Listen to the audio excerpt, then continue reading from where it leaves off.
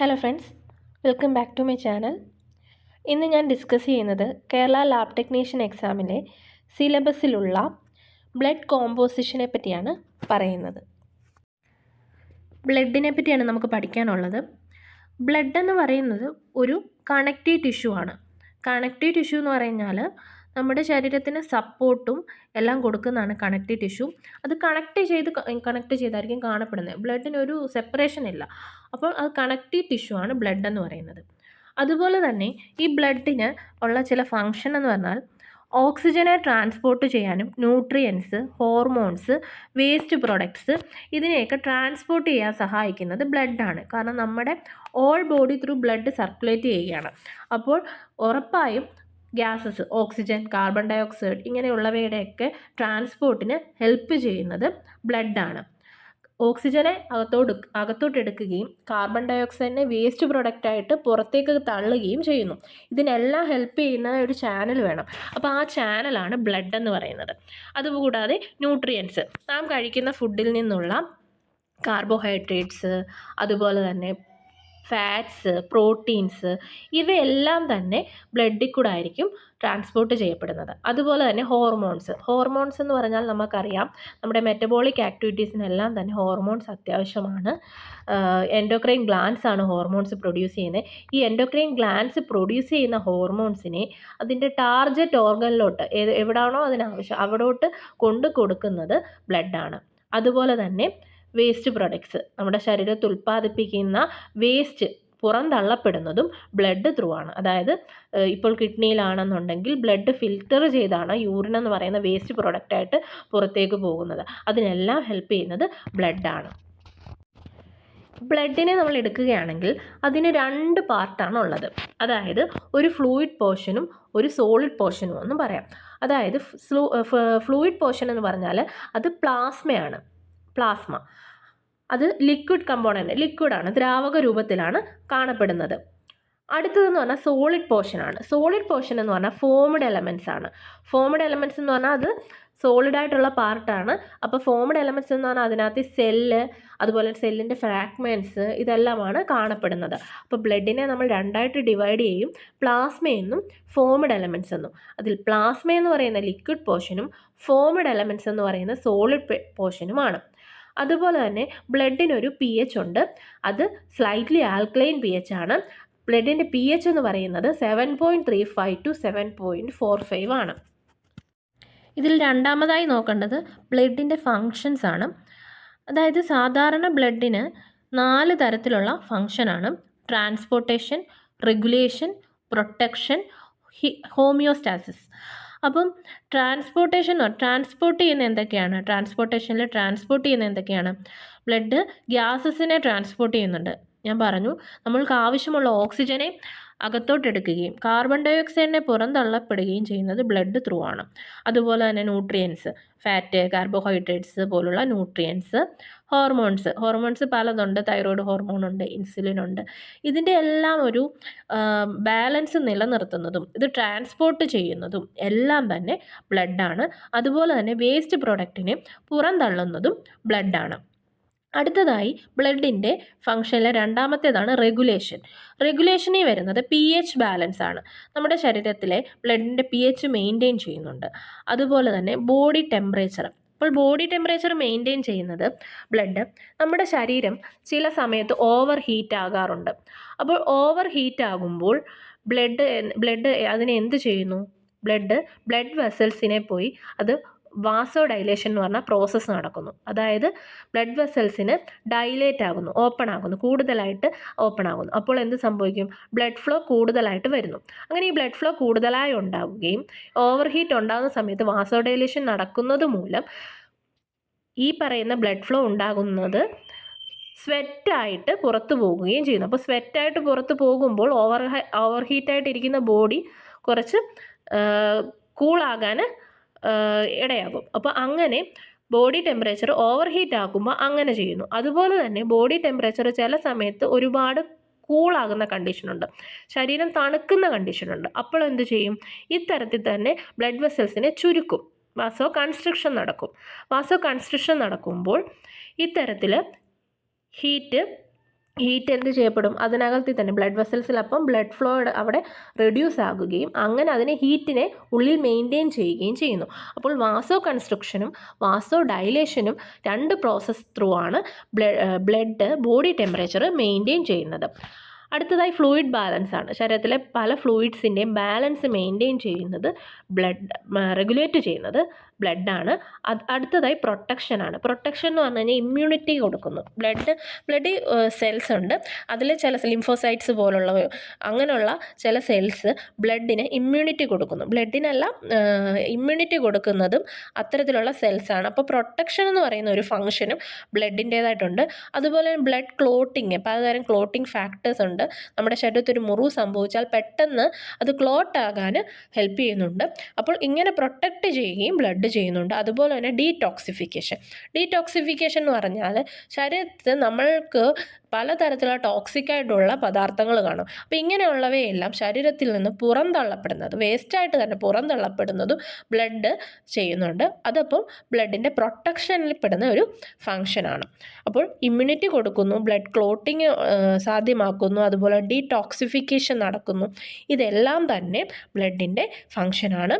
അടുത്തത് ഹോമിയോസ്റ്റാസിസ്, അതായത് ബ്ലഡിന് ആ ഒരു ശരീരത്തിൻ്റെ ആ ഒരു തുലനത നിലനിർത്തുന്നത്. അതായത് ഇത്തരത്തിലുള്ള ടെമ്പറേച്ചർ മെയിൻറ്റെയിൻ ചെയ്യുന്നു, അതുപോലെ തന്നെ പലതരത്തിലുള്ള ന്യൂട്രിയൻസിനെയും ഓക്സിജനെയും ഒക്കെ ട്രാൻസ്പോർട്ട് ചെയ്യുന്നു. ഇതെല്ലാം തന്നെ നമ്മുടെ ശരീരത്ത് നടന്നു പോകണം. നമ്മുടെ ആ മെറ്റബോളിക് ആക്ടിവിറ്റീസ് എല്ലാം തന്നെ മെയിൻറ്റെയിൻ ചെയ്യുന്നുണ്ട് ബ്ലഡ്. അപ്പോൾ ബ്ലഡിന് പ്രധാനമായിട്ടും 4 ഫംഗ്ഷനാണ്: transportation, regulation, protection and homeostasis. ഞാൻ പറഞ്ഞു ബ്ലഡിന് 2 പാർട്ടാണുള്ളത്, ലിക്വിഡ് പോർഷനും സോളിഡ് പോർഷനും. ലിക്വിഡ് പോർഷനാണ് പ്ലാസ്മ, സോളിഡ് പോർഷനാണ് ഫോംഡ് എലമെൻറ്റ്സ്. അതിൽ പ്ലാസ്മ എന്ന് പറയുന്നത് നമ്മുടെ ബ്ലഡിൻ്റെ വോളിയത്തിൻ്റെ 55% പ്ലാസ്മയാണ്. ഇപ്പോൾ ഇവിടെ ഒരു പിക്ചർ കൊടുത്തിട്ടുണ്ട്. ഒരു ട്യൂബിൽ ബ്ലഡ് സെൻട്രിഫ്യൂജ് ചെയ്തതാണ്. അതായത് സെൻട്രിഫ്യൂജ് ചെയ്യുക എന്ന് പറഞ്ഞാൽ ബ്ലഡിൻ്റെ ഫ്ലൂയിഡ് പാർട്ടിനെ സെപ്പറേറ്റ് ആക്കാൻ വേണ്ടിയിട്ടാണ്, സൂപ്പർനേറ്റൻ്റായിട്ട് കിട്ടാൻ വേണ്ടിയിട്ടാണ് സെൻട്രിഫ്യൂജ് ചെയ്യുന്നത്. സൂപ്പർനേറ്റൻ്റ് എന്ന് പറയുന്നത് ഇവിടെ മുകളിൽ ഈ പിക്ചറിൽ നോക്കുക, പ്ലാസ്മയെന്ന് കൊടുത്തിട്ടുണ്ട്. അപ്പോൾ അതിൽ ഈ പ്ലാസ്മയാണ് ഫ്ലൂയിഡ് പോർഷൻ എന്ന് പറഞ്ഞാൽ. ഈ താഴെ കാണപ്പെടുന്നതാണ് ഫോംഡ് എലമെൻറ്റ്സ് എന്ന് പറഞ്ഞാൽ അത് സോളിഡ് പോർഷനാണ്. അപ്പോൾ പ്ലാസ്മയാണ് മുകളിൽ, അത് ഒരു യെല്ലോ കളർ ആണ് കാണപ്പെടുന്നത്, ലൈറ്റ് യെല്ലോ, സ്ട്രോക്ക് കളർ എന്ന് പറയും, കച്ചിയുടെ കളറാണ്. അപ്പം ആ ഒരു സ്ട്രോക്ക് കളറിലാണ് കാണപ്പെടുന്നത്.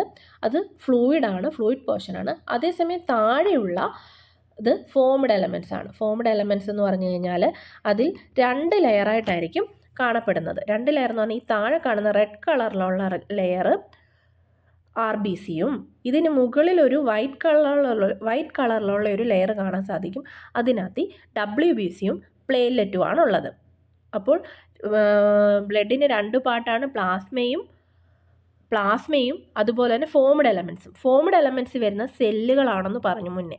അപ്പോൾ അതിൽ RBC വരും, WBC, പ്ലേറ്റ്ലെറ്റ് ഇത്രയും വരും. അപ്പോൾ ഇത്രയാണ് ബ്ലഡിൻ്റെ പാർട്ടെന്ന് പറഞ്ഞാൽ. അപ്പോൾ ഇതിൽ പ്ലാസ്മ എന്ന് പറഞ്ഞാൽ ഒരു 55% ബ്ലഡിൻ്റെ വോളിയത്തിൻ്റെ ഉള്ളത്. അതിൻ്റെ കളർ എന്താണ്? സ്ട്രോക്ക് കളറാണ്, കച്ചിയുടെ കളറാണുള്ളത്. അതുപോലെ തന്നെ ഇതിനകത്ത് ഈ പ്ലാസ്മയ്ക്കകത്ത് പല കാര്യങ്ങളുണ്ട്. അതിൽ പ്ലാസ്മയിൽ എന്ന് പറഞ്ഞാൽ 55% ലിക്വിഡ് ആകുമ്പോൾ നമുക്കറിയാൻ സാധിക്കും വാട്ടർ കണ്ടൻ്റ് ആയിരിക്കും ഉള്ളത്. ഏകദേശം ഒരു 90 മുതൽ 92% വരെ പ്ലാസ്മയ്ക്കകത്ത് ഈ വാട്ടറിൻ്റെ കണ്ടൻ്റ് ഉണ്ട്. അപ്പോൾ ഇതിൻ്റെ ഫംഗ്ഷൻ എന്താണ്? വാട്ടറിൻ്റെ ഫംഗ്ഷൻ എന്താണ് പ്ലാസ്മയിൽ? സോൾവെൻ്റ് എന്ന് പറഞ്ഞാൽ ലിക്വിഡ് എന്നുള്ള അർത്ഥമാണ്. അപ്പോൾ സോൾവെൻ്റായിട്ട് ആക്ട് ചെയ്യുകയും ഇതെന്ത് ചെയ്യുന്നു? ഇത് സെയിം തന്നെ ന്യൂട്രിയൻസിനെയും ഗ്യാസസിനെയും ഒക്കെ ട്രാൻസ്പോർട്ട് ചെയ്യുന്നു, വേസ്റ്റ് പ്രൊഡക്റ്റിനെ പുറന്തള്ളുന്നു. ഇതൊക്കെ ഈ പ്ലാസ്മയിലെ വാട്ടർ ചെയ്യുന്നതാണ്. ഓക്കെ. അതുപോലെ തന്നെ ബ്ലഡ് വോളിയം മെയിൻറ്റെയിൻ ചെയ്യുന്നതും ടെമ്പറേച്ചർ റെഗുലേറ്റ് ചെയ്യുന്നതും എല്ലാം ഈ പ്ലാസ്മയിലെ വാട്ടറാണ്. അപ്പോൾ ബ്ലഡ് വോളിയം നമ്മുടെ ശരീരത്തിൽ ഡീഹൈഡ്രേഷൻ എപ്പോഴാണ് സംഭവിക്കുന്നത്? നമ്മുടെ ശരീരത്തിൽ വെള്ളം അധികം കുടിക്കാതെ വരുമ്പോഴാണ് അല്ലേ? അപ്പോൾ എന്ത് സംഭവിക്കും? സാധാരണ കുറേ ഇതിൽ നമ്മൾ വെള്ളം കുടിക്കാതെ വരുമ്പോൾ നമ്മുടെ ടെമ്പറേച്ചറൊക്കെ കുറച്ച് കൂടും ഇല്ലേ?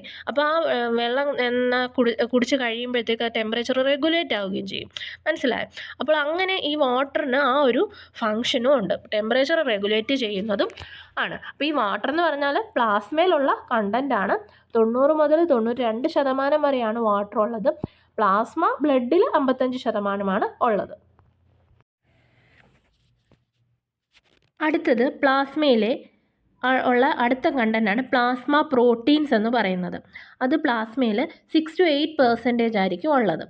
അപ്പോൾ ഈ പ്രോട്ടീൻസ് എന്താണ് ഹെൽപ്പ് ചെയ്യുന്നത്? ഓസ്മോട്ടിക് പ്രഷർ മെയിൻറ്റെയിൻ ചെയ്യുന്നു. അതായത് നമ്മുടെ ശരീരത്തിലെ വാട്ടറിൻ്റെ ആ ഒരു ലെവലാണ് ഈ ഓസ്മോട്ടിക് പ്രഷർ കൊണ്ട് ഉദ്ദേശിക്കുന്നത്. അതുപോലെ തന്നെ ബ്ലഡ് ക്ലോട്ടിങ്ങിനെ ഹെൽപ്പ് ചെയ്യുന്നതും പ്ലാസ്മ പ്രോട്ടീൻസ് ആണ്.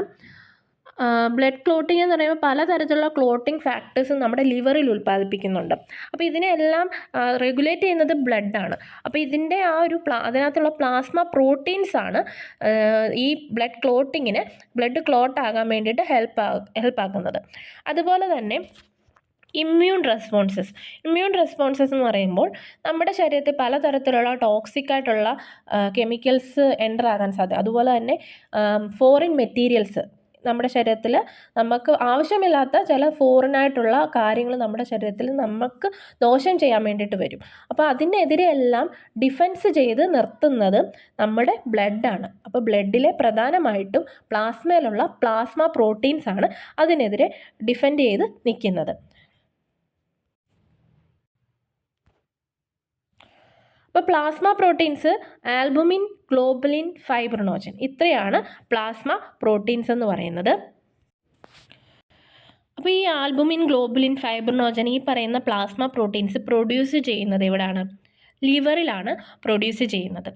അപ്പോൾ ഈ ആൽബുമിൻ പ്ലാസ്മ പ്രോട്ടീനിലെ 60%, ഈ പ്ലാസ്മയ്ക്കകത്ത് പ്ലാസ്മ പ്രോട്ടീൻസ് ഉണ്ട്, അതിൽ ആൽബുമിൻ എന്ന് പറയുന്നത് 60% ഉള്ളത്. ഇതിൻ്റെ ഫംഗ്ഷൻ എന്താണ്? ഓസ്മോട്ടിക് പ്രഷർ മെയിൻറ്റെയിൻ ചെയ്യുന്നു. ഓസ്മോട്ടിക് പ്രഷർ എന്ന് പറഞ്ഞു കഴിഞ്ഞാൽ നമ്മുടെ ബ്ലഡ് വെസൽസിൽ നിന്നും ടിഷ്യൂസിലോട്ടും അങ്ങോട്ടും ഇങ്ങോട്ടുമുള്ള വാട്ടറിൻ്റെ റെഗുലേഷനെ മെയിൻറ്റെയിൻ ചെയ്യുന്നുണ്ട്. അതാണ് ഓസ്മോട്ടിക് പ്രഷർ മെയിൻറ്റെയിൻ ചെയ്യുന്നുണ്ടുള്ള അർത്ഥം. അതുപോലെ തന്നെ ഫ്ലൂയിഡ് ലോസിനെ പ്രിവെൻറ്റ് ചെയ്യുന്നു. ബ്ലഡ് വെസൽസിൽ നിന്നുള്ള ഫ്ലൂയിഡ് ലോസ് ആയി പോകുന്നതിനെ പ്രിവെൻറ്റ് ചെയ്യുന്നതും ആൽബുമിനാണ്. അടുത്തത് ഗ്ലോബുലിൻ എന്ന് പറഞ്ഞാലും ലിവറിലാണ് പ്രൊഡ്യൂസ് ചെയ്യുന്നത്. 35% ഗ്ലോബുലിനാണ്. ഇതെന്ന് പറയുന്നത് ഇമ്മ്യൂൺ റെസ്പോൺസസ് എന്ന് പറഞ്ഞാൽ ഞാൻ പറഞ്ഞു, നമ്മുടെ ഇൻഫെക്ഷനെതിരെ ഫൈറ്റ് ചെയ്യുക, അതായത് ഫോറിൻ മെറ്റീരിയലിനെതിരെ ഡിഫെൻഡായിട്ട് നിൽക്കുക, അതിനെതിരെ നിൽക്കുന്നതാണ് ഇമ്മ്യൂൺ റെസ്പോൺസ് കൊണ്ട് ഉദ്ദേശിക്കുന്നത്. അപ്പോൾ നമ്മുടെ ശരീരത്തിൽ അതിന് ഇമ്മ്യൂണിറ്റി കൊടുക്കുക, അല്ലെങ്കിൽ അതിനെതിരെ നിൽക്കുന്നത് ആരാണ്?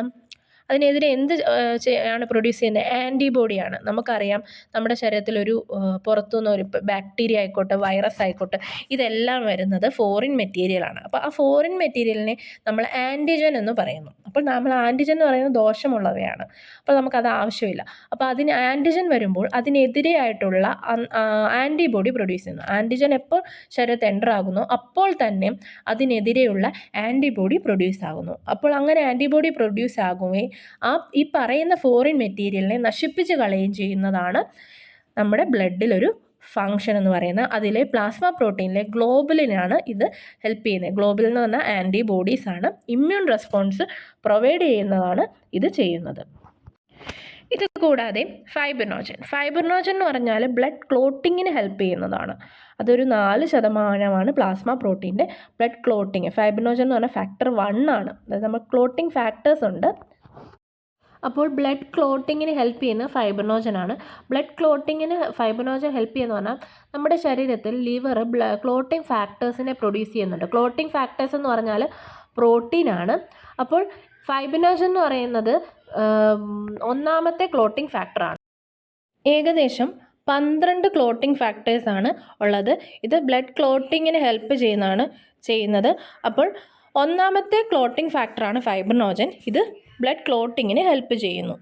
ഇതുകൂടാതെ പ്ലാസ്മയിൽ മറ്റ് കമ്പോണൻസും ഉണ്ട്. അതൊരു 1 to 2% ആണ് ഉള്ളത്. ഇലക്ട്രോലൈറ്റ്സ്, ഗ്യാസസ് ഇവയെല്ലാം തന്നെ ഉണ്ട്. ഇലക്ട്രോലൈറ്റ്സ് എന്ന് പറഞ്ഞാൽ സോഡിയം, പൊട്ടാസ്യം, ക്ലോറൈഡ്, ബൈകാർബണേറ്റ്, പിന്നെ കാൽസ്യം ഇവയൊക്കെയാണ് ഇലക്ട്രോലൈറ്റ്സ്. പിന്നെ ഇത് pH ബാലൻസ് മെയിൻറ്റെയിൻ ചെയ്യുകയും അതുപോലെ തന്നെ നെർവ് ഫങ്ഷൻ, നമുക്കറിയാം ഇലക്ട്രോലൈറ്റ്സ് എന്ന് പറഞ്ഞു കഴിഞ്ഞാൽ നെർവ് സിഗ്നലിനും അതുപോലെ തന്നെ ഉള്ള കാര്യങ്ങൾക്കെല്ലാം ഇലക്ട്രോലൈറ്റ് അത്യാവശ്യമാണ്. നമ്മുടെ ശരീരത്തിൽ ഇലക്ട്രോലൈറ്റ്സ് കുറയുന്നത് മൂലം പലതരത്തിലുള്ള കണ്ടീഷനുകളും വരുന്നുണ്ട്. അതുപോലെ തന്നെ നെർവ് ഫങ്ഷന് ഈ ഇലക്ട്രോലൈറ്റ്സ് അത്യന്താപേക്ഷിതമാണ്. അപ്പോൾ ആ ഒരു കമ്പോണൻറ്റും ഈ ഒരു പ്ലാസ്മയ്ക്കകത്തുണ്ട്. അതുപോലെ തന്നെ ഓക്സിജൻ, കാർബൺ ഡൈ ഓക്സൈഡ് ഇവയെല്ലാം ഈ ഗ്യാസസും അടങ്ങിയിട്ടുണ്ട്. ഓക്സിജൻ മെറ്റബോളിസത്തിനും ബാക്കി കാർബൺ ഡൈ ഓക്സൈഡ് വന്നിട്ട് വേസ്റ്റ് പ്രൊഡക്റ്റായിട്ട് പുറന്തള്ളപ്പെടുകയും ചെയ്യുന്നു. പിന്നീട് ഹോർമോൺസും എൻസൈംസും, അത് നമ്മുടെ ബോഡി ഫങ്ഷനെ റെഗുലേറ്റ് ചെയ്യുന്ന മെറ്റബോളിക് ആക്ടിവിറ്റീസ് എല്ലാം തന്നെ നടക്കുന്ന എൻസൈംസിൻ്റെ ആക്ഷൻ മൂലവും ഹോർമോൺസിൻ്റെ ആക്ഷൻ മൂലവുമാണ്. അപ്പോൾ ഇത്തരത്തിലുള്ള ഇതെല്ലാം തന്നെ പ്ലാസ്മയിൽ അടങ്ങിയിട്ടുണ്ട്. അതുകൂടാതെ ന്യൂട്രിയൻസ് ആയ ഗ്ലൂക്കോസ്, അമിനോ ആസിഡ്സ്, ലിപ്പിഡ്സ് ഇവയെല്ലാം തന്നെ പ്ലാസ്മയിലുണ്ട്. ഇത് എനർജി പ്രൊവൈഡ് ചെയ്യുന്നതും ബിൽഡിംഗ് ബ്ലോക്കായിട്ടും ആക്ട് ചെയ്യുകയും ചെയ്യുന്നു. അതുപോലെ തന്നെ വേസ്റ്റ് പ്രൊഡക്റ്റ്, കിഡ്നി വഴി എക്സ്ക്രീറ്റ് ചെയ്യുന്ന വേസ്റ്റ് പ്രൊഡക്ട്സ് ഇതെല്ലാം തന്നെ പ്ലാസ്മയിൽ അടങ്ങിയിട്ടുണ്ട്. യൂറിയ, ക്രിയാറ്റിൻ, ബിലിറൂബിൻ ഇവയെല്ലാം തന്നെ അടങ്ങിയിട്ടുണ്ട്. അപ്പോൾ പ്ലാസ്മ എന്ന് പറയുന്നത് ലിക്വിഡ് പോർഷൻ ആണെന്ന് പറഞ്ഞു. ഇനി ബ്ലഡിൻ്റെ രണ്ടാമത്തെ പോർഷനാണ് ഫോംഡ് എലമെൻറ്റ്സ് അഥവാ സോളിഡ് പോർഷൻ. അപ്പോൾ ബ്ലഡിനെ പ്ലാസ്മയെന്നും ഫോംഡ് എലമെൻറ്റ്സ് എന്നും രണ്ടായിട്ട് ഡിവൈഡ് ചെയ്തിട്ടുണ്ട്. അതിൽ ഫോംഡ് എലമെൻറ്റ്സ് എന്ന് പറഞ്ഞാൽ 45% ആണ്. പ്ലാസ്മ 55% ആണ്. ബ്ലഡിൻ്റെ ഫോംഡ് എലമെൻറ്റ്സ് അഥവാ സെല്ല് അത് 45% ആണ്. അപ്പം ഇതെന്ന് പറഞ്ഞാൽ ഒരു സോളിഡ് പോർഷനാണ് ബ്ലഡിൻ്റെ. അപ്പോൾ ഈ സോളിഡ് പോർഷൻ എന്ന് പറഞ്ഞു കഴിഞ്ഞാൽ 3 ടൈപ്പ് സെല്ലുകൾ അടങ്ങുന്നതാണ് ഈ സോളിഡ് പോർഷൻ എന്ന് പറഞ്ഞാൽ. അപ്പോൾ ഈ പിക്ചറിൽ തന്നെ കൊടുത്തിട്ടുണ്ട്. പ്ലാസ്മ ഫ്ലൂയിഡ് പോർഷനായിട്ട് സൂപ്പർനേറ്റൻ്റായിട്ട് സ്ട്രോക്ക് കളറിൽ കാണാൻ പറ്റും. അത് 55% ആണ്. ബാക്കിയുള്ള അടിയിലുള്ള റെഡ് കളറിൽ കാണിക്കുന്നതും ഇടയ്ക്കൊരു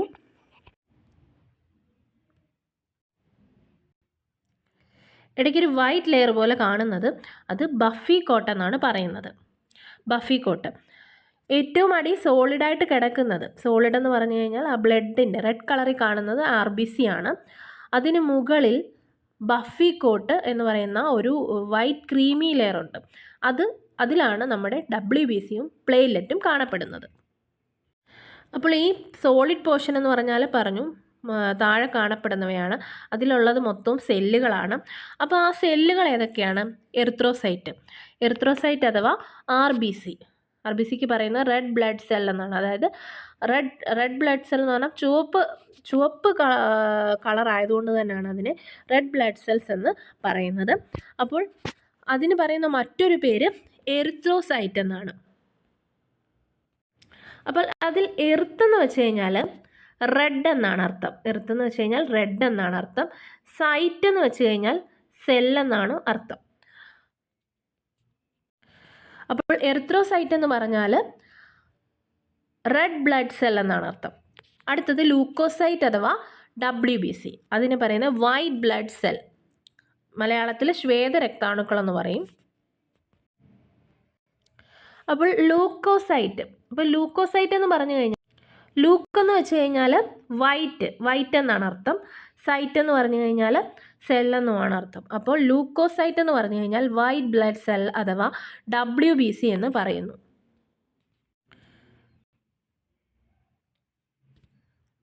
അടുത്തത് ത്രോംബോസൈറ്റ് എന്ന് പറയുന്ന മറ്റൊരു പേരാണ് പ്ലേറ്റ്ലെറ്റ് എന്ന് പറയുന്നത്. അപ്പോൾ സോളിഡ് പോർഷനായ ഫോംഡ് എലമെൻറ്റ്സ് എന്ന് പറഞ്ഞാൽ 45% ആണ്. ഇതിൽ ഉള്ളത് സെല്ലുകളാണ്. 3 തരത്തിലുള്ള സെല്ലുകളാണ്. RBC, WBC, platelet. RBCക്ക് പറയുന്ന മറ്റൊരു പേര് എറിത്രോസൈറ്റ്, WBCക്ക് പറയുന്ന മറ്റൊരു പേര് ലൂക്കോസൈറ്റ്, ആൻഡ് പ്ലേറ്റ്ലെറ്റിന് പറയുന്നത് ത്രോംബോസൈറ്റ്. അപ്പോൾ ആദ്യമായി നമ്മൾ നോക്കുന്നത് റെഡ് ബ്ലഡ് സെൽ അഥവാ എറിത്രോസൈറ്റിനെ പറ്റിയാണ്. റെഡ് ബ്ലഡ് സെൽസ് എന്ന് പറയുന്നത് എറിത്രോസൈറ്റ് ആണ്. ഇത് നമ്മുടെ ബ്ലഡിൽ കൂടുതലായിട്ട് കാണപ്പെടുന്ന സെല്ലാണ് RBC എന്ന് പറയുന്നത്. കൂടുതലായി കാണപ്പെടുന്ന സെല്ലിൻ്റെ വോളിയത്തിൽ കൂടുതലായി കാണപ്പെടുന്ന സെല്ലാണ് RBC എന്ന് പറയുന്നത്.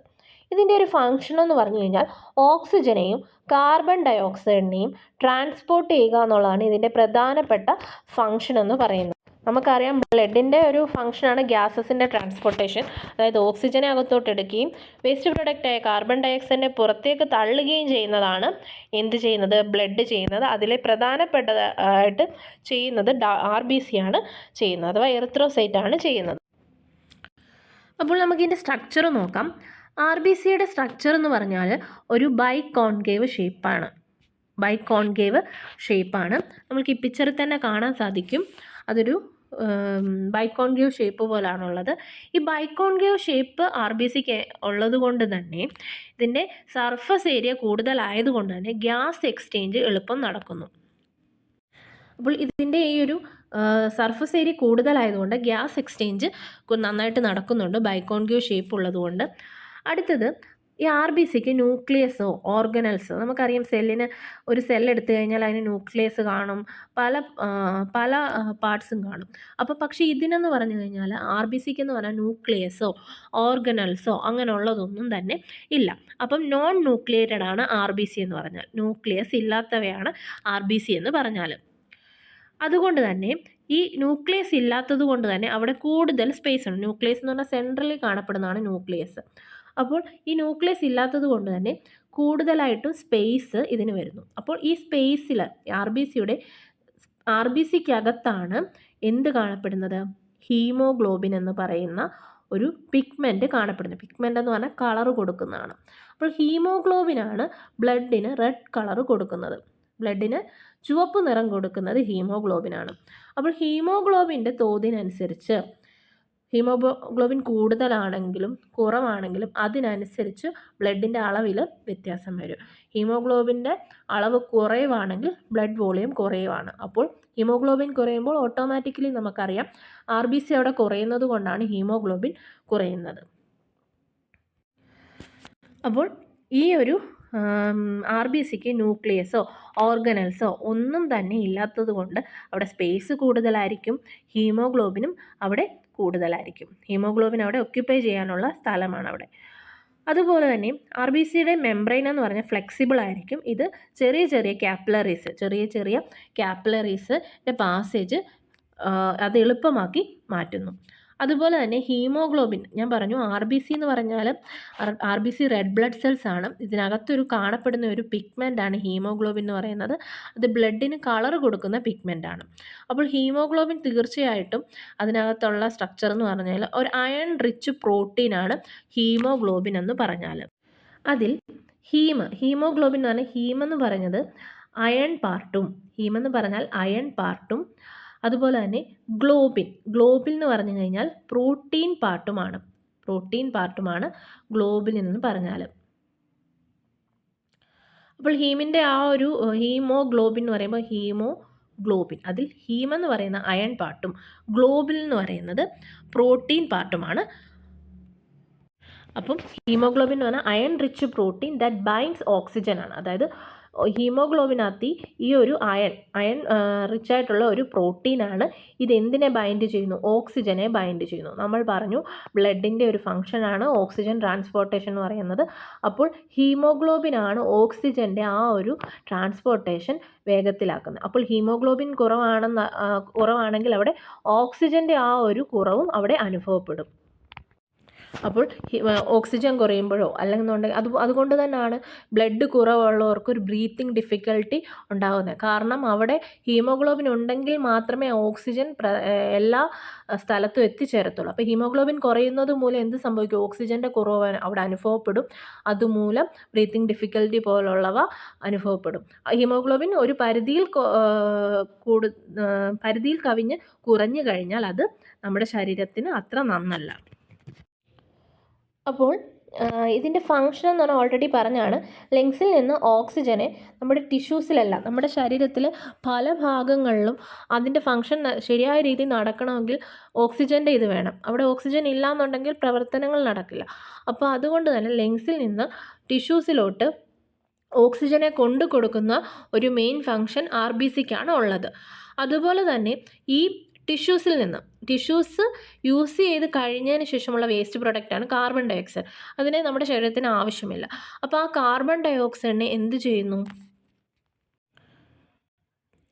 കാർബൺ ഡയോക്സൈഡിനെ ടിഷ്യൂസിൽ നിന്ന് അത് റിമൂവ് ചെയ്തിട്ട് ലങ്സ് വഴി അത് പുറത്തേക്ക് എക്സ്ഹേൽ ചെയ്യുന്നു, പുറത്തേക്ക് തള്ളപ്പെടുന്നു. അപ്പോൾ ടിഷ്യൂസ് യൂസ് ചെയ്യുന്ന വേസ്റ്റ് പ്രൊഡക്റ്റായ കാർബൺ ഡയോക്സൈഡ് ലങ്സ് വഴി പുറത്തേക്ക് എക്സ്ഹേൽ ചെയ്ത് പോകുന്നു. അതുപോലെ തന്നെ ബ്ലഡിൻ്റെ pH മെയിൻറ്റെയിൻ ചെയ്യുന്നതും ഇതിൻ്റെ ഫങ്ഷനാണ്. അതുപോലെ തന്നെ ഈ RBC അഥവാ റെഡ് ബ്ലഡ് സെൽസ് പ്രൊഡ്യൂസ് ചെയ്യുന്ന, അതായത് നമ്മുടെ ബോൺ മാരോയിലാണ് ഈ RBC പ്രൊഡ്യൂസ് ചെയ്യുന്നത്. അപ്പോൾ അത് പ്രൊഡ്യൂസ് ചെയ്യുന്ന പ്രോസസ്സിന് പറയുന്ന പേരാണ് എറിത്രോപോയസിസ് എന്ന്. എറിത്രോ എന്ന് പറയുന്നത് റെഡ് ബ്ലഡ് സെൽ എന്നുള്ള അർത്ഥമാണ് എറിത്രോ. പോയസിസ് മീൻസ് പ്രൊഡക്ഷൻ എന്നാണ് അർത്ഥം. അപ്പോൾ എറിത്രോപോയസിസ് എന്ന് പറയുന്നു. RBCയുടെ പ്രൊഡക്ഷന് എറിത്രോപോയസിസ് എന്നാണ് പറയുന്നത്. അപ്പോൾ എറിത്രോപോയസിസ് RBC പ്രൊഡ്യൂസ് ചെയ്യുന്നത് ബോൺ മാരോയിലാണ്. അപ്പോൾ ബോൺ മാരോയിൽ പ്രൊഡ്യൂസ് ചെയ്യുന്ന RBC എന്ന് പറയുന്നത് ഇമ്മച്വർ ഫോം ആയിരിക്കും. അപ്പോൾ നമുക്കറിയാം ഒരു മെച്ചറായിട്ടുള്ള RBC ആയിരിക്കും. ഞാൻ മുമ്പേ കാണിച്ച പിക്ചറിൽ ഒരു മെച്ചർ RBC ആണ്. അപ്പോൾ അതിന് ന്യൂക്ലിയസ് കാണില്ല. അപ്പോൾ അതെല്ലാം തന്നെ ബൈക്കോൺകേവ് ഷേപ്പും എല്ലാം മെയിൻറ്റെയിൻ ചെയ്യും, ന്യൂക്ലിയസും കാണില്ല. അതേസമയം ഇമ്മച്ചുറായിട്ടുള്ള RBCക്കകത്ത് ന്യൂക്ലിയസ് കാണാൻ സാധിക്കും. അത് ബോൺ മാരോയിൽ പ്രൊഡ്യൂസ് ചെയ്ത് ഡെവലപ്പ് ചെയ്ത് മെച്ചറായിട്ടുള്ള RBC ആയിട്ട് എറിത്രോസൈറ്റ് ആയിട്ട് മാറുകയാണ് ചെയ്യുന്നത്. അതേസമയം ഈ ബോൺ മാരോയിൽ നിന്ന് ഇമ്മച്ചുറായിട്ടുള്ള RBC നമ്മുടെ ബ്ലഡ് സ്ട്രീമിലോട്ട് പ്രൊഡ്യൂസ് ചെയ്യുകയാണെങ്കിൽ, അബ്നോർമലായിട്ട് പ്രൊഡ്യൂസ് ചെയ്യുകയാണെങ്കിൽ അത് പലതരത്തിലുള്ള ഡിസീസിലോട്ടും വഴിയൊരുക്കും. അതായത് RBCയുടെ അബ്നോർമൽ ഫോംസ്, അതായത് RBC ചിലപ്പോൾ അരിവാളിൻ്റെ ഷേപ്പ് പോലെ കാണാം. അതിന് നമ്മൾ സിക്കിൾ സെൽ എന്നാണ് പറയുന്നത്. സിക്കിൾ സെൽ ഡിസീസ് പോലെയും സ്പെറിക്കൽ ഷേപ്പിൽ കണ്ടു കഴിഞ്ഞാൽ സ്പിറോസൈറ്റോസിസ്, അങ്ങനെയുള്ള പല കണ്ടീഷനുകൾ RBCയുടെ ഷേപ്പിനനുസരിച്ച് അത് പല കണ്ടീഷനുകളായിട്ടും അറിയപ്പെടും. അത് പലതരത്തിലുള്ള പ്രശ്നങ്ങൾക്കും കാരണമാകുന്നു. പക്ഷേ ബോൺ മാരോയിൽ നോർമലായിട്ട് പ്രൊഡ്യൂസ് ചെയ്യുന്ന RBC അവിടെ നിന്ന് മെച്ചുവർ ആയതിനു ശേഷമേ ബ്ലഡിലോട്ട്, നമ്മുടെ ബ്ലഡ് സ്ട്രീമിലോട്ട്, സർക്കുലേറ്റിംഗ് പെരിഫറൽ ബ്ലഡിലോട്ട് വരികയുള്ളൂ. അല്ലാത്ത പക്ഷം വന്നു കഴിഞ്ഞാൽ, അബ്നോർമലായിട്ടുള്ള സെല്ല് വന്നു കഴിഞ്ഞാൽ അത് പ്രോബ്ലമാണ്. അപ്പോൾ ഈ എറിത്രോപോയസിന് പല സ്റ്റെപ്പുണ്ട്. അതായത് അതിന് ഓരോ സ്റ്റെപ്പിലും സെല്ലിന് പറയുന്ന പേരും അതിൻ്റെ സൈസ്, ഷേപ്പ്, അതിനുള്ളിലുള്ള ഓർഗനൽസ് ഇതെല്ലാം വ്യത്യാസപ്പെടും. അപ്പോൾ എറിത്രോപോയസിസും അതിൻ്റെ സ്റ്റേജിനെ പറ്റിയൊക്കെ ഡീറ്റെയിൽ ആയിട്ട് നമ്മൾ അടുത്തുള്ള വീഡിയോകളിൽ നമുക്ക് നോക്കാം. അതിൽ ഒന്നാമത്തെ സെല്ലെന്ന് പറഞ്ഞാൽ എറിത്രോപോയസിലെ ഫസ്റ്റ് സെല്ലെന്ന് പറഞ്ഞാൽ അതിൽ ഹെമറ്റോപോയറ്റിക് സ്റ്റെം സെൽസ് എന്ന് പറഞ്ഞാൽ അതിൽ നിന്നായിരിക്കും ഈ ബാക്കിയുള്ള സെല്ലുകളെല്ലാം തന്നെ പ്രൊഡ്യൂസ് ചെയ്യുന്നത്. അപ്പോൾ ആ ഹെമറ്റോപോയറ്റിക് സ്റ്റെം സെൽസിൽ നിന്ന് പിന്നെ മൈലോയിഡ് പ്രൊജനേറ്റർ സെല്ല്, പ്രോ എറിത്രോബ്ലാസ്റ്റ്, ബേസോഫിലിക് എറിത്രോബ്ലാസ്റ്റ്, പോളിക്രോമാറ്റോഫിലിക് എറിത്രോബ്ലാസ്റ്റ്, ഓർത്തോക്രോമാറ്റിക് എറിത്രോബ്ലാസ്റ്റ്, റെറ്റിക്കുലോസൈറ്റ്, പിന്നെ മെച്ചുവർ എറിത്രോസൈറ്റ് എന്ന് പറഞ്ഞാൽ നമ്മുടെ RBC. അപ്പോൾ ഇത്രയെന്ന് പറഞ്ഞു കഴിഞ്ഞാൽ ഓരോരോ സെല്ലിനും ഓരോരോ പ്രത്യേകതയാണുള്ളത്. അപ്പോൾ അത് നമ്മൾ ഡീറ്റെയിൽ ആയിട്ട് തന്നെ പഠിക്കണം. അപ്പോൾ ഇങ്ങനെയുള്ള അബ്നോർമൽ സെല്ലുകൾ കണ്ടു കഴിഞ്ഞാൽ അതിലുണ്ടാകുന്ന സൈസിലും ഷേപ്പിലും എല്ലാം നമ്മുടെ RBCക്ക് വ്യത്യാസം വരും. അപ്പോൾ അതിനനുസരിച്ച് നമ്മൾ പലതരത്തിലുള്ള സെല്ലുകളായിട്ടും പലതരം കണ്ടീഷനുകളായിട്ടും നമ്മൾ പറയാറുണ്ട്. ഇത് കൂടാതെ എറിത്രോപോയറ്റിൻ എന്ന് പറഞ്ഞൊരു ഹോർമോണ് നമ്മുടെ കിഡ്നി പ്രൊഡ്യൂസ് ചെയ്യുന്നുണ്ട്. അപ്പോൾ ഈ കിഡ്നി പ്രൊഡ്യൂസ് ചെയ്യുന്ന ഈ ഹോർമോൺ എറിത്രോപോയറ്റിൻ, അത് EPO എന്ന് പറയും. അപ്പോൾ എറിത്രോപോയറ്റിൻ എന്തിനാണ് സഹായിക്കുന്നത്? ശരിക്കും എറിത്രോപോയസിന് ഹെൽപ്പ് ചെയ്യുകയാണ്. അതായത് RBCയുടെ പ്രൊഡക്ഷന് വേണ്ടിയിട്ട് ഹെൽപ്പ് ചെയ്യുകയാണ് ചെയ്യുന്നത്. RBCയുടെ പ്രൊഡക്ഷന് വേണ്ടിയിട്ട് അതുപോലെ തന്നെ വൈറ്റമിൻ B12, ഫോളിക് ആസിഡ്, ഇങ്ങനെയൊക്കെയുള്ള അയൺ, ഇതെല്ലാം നമ്മൾ ചിലർക്ക് ഹീമോഗ്ലോബിൻ കുറവായിരിക്കും. അങ്ങനെയുള്ളവർക്ക് അയൺ സപ്ലിമെൻ്റ് എടുക്കും. അപ്പോൾ അയൺ സപ്ലിമെൻ്റ് എടുക്കുന്നത് എന്തിനാ? നമ്മുടെ RBCയുടെ പ്രൊഡക്ഷൻ അത് ഹെൽപ്പ് ചെയ്യുന്നുണ്ട്. അതുപോലെ തന്നെ ഫോളിക് ആസിഡ്, ഇതെല്ലാം പോലെ തന്നെ എറിത്രോപോയറ്റിൻ എന്ന് പറയുന്നത് നമ്മുടെ കിഡ്നി നോർമലായിട്ട് പ്രൊഡ്യൂസ് ചെയ്യുന്ന ഒരു ഹോർമോണാണ്. ഇത് എറിത്രോപോയസിന്, അതായത് RBCയുടെ പ്രൊഡക്ഷന് ഹെൽപ്പ് ചെയ്യുന്നതാണ്. അപ്പോൾ ഏത് ഹോർമോൺ ആണെന്നുള്ളത് അതൊരു ഇമ്പോർട്ടൻ്റ് ആണ്, എറിത്രോപോയറ്റിൻ. ഇത് കൂടാതെ ഈ ഹോർമോൺ ഓക്സിജൻ ലെവൽ കുറയുമ്പോൾ, ഓക്സിജൻ ലെവൽ കുറയുക എന്ന് പറയുമ്പോൾ നമുക്കറിയാം RBCയോ ഹീമോഗ്ലോബിനോ അവിടെ കുറഞ്ഞിട്ടുണ്ട്. ഇതെല്ലാം ഓക്സിജൻ്റെ ട്രാൻസ്പോർട്ടിന് ഹീമോഗ്ലോബിൻ വേണം അല്ലേ? അപ്പോൾ ആ ഒരു ഓക്സിജൻ ലെവലിനെ അവിടെ ബാലൻസ് ചെയ്യാനും ഈ എറിത്രോപോയിറ്റിന് സഹായിക്കുന്നുണ്ട്. അതുപോലെ തന്നെ ഒരു RBC എന്ന് പറഞ്ഞു കഴിഞ്ഞാൽ ബോൺ മാരോയിലാണ് പ്രൊഡ്യൂസ് ചെയ്യുന്നതെന്ന് പറഞ്ഞു. RBC ബോൺ മാരോയിൽ പ്രൊഡ്യൂസ് ചെയ്ത് മെച്ചറായിട്ട് ബ്ലഡ് സ്ട്രീമിൽ വന്നതിന് ശേഷം 120 ദിവസം 120 ഡേയ്സ് കഴിയുമ്പോഴത്തേക്ക് അത് നശിച്ചു പോകുന്നു. അപ്പോൾ അതിൻ്റെ ലൈഫ് സ്പാൻ എന്ന് പറഞ്ഞാൽ RBCയുടെ ലൈഫ് സ്പാൻ എന്ന് പറഞ്ഞാൽ 120 ഡേയ്സ് ആണ്. അതിനുശേഷം RBC നശിച്ചു പോകുന്നു.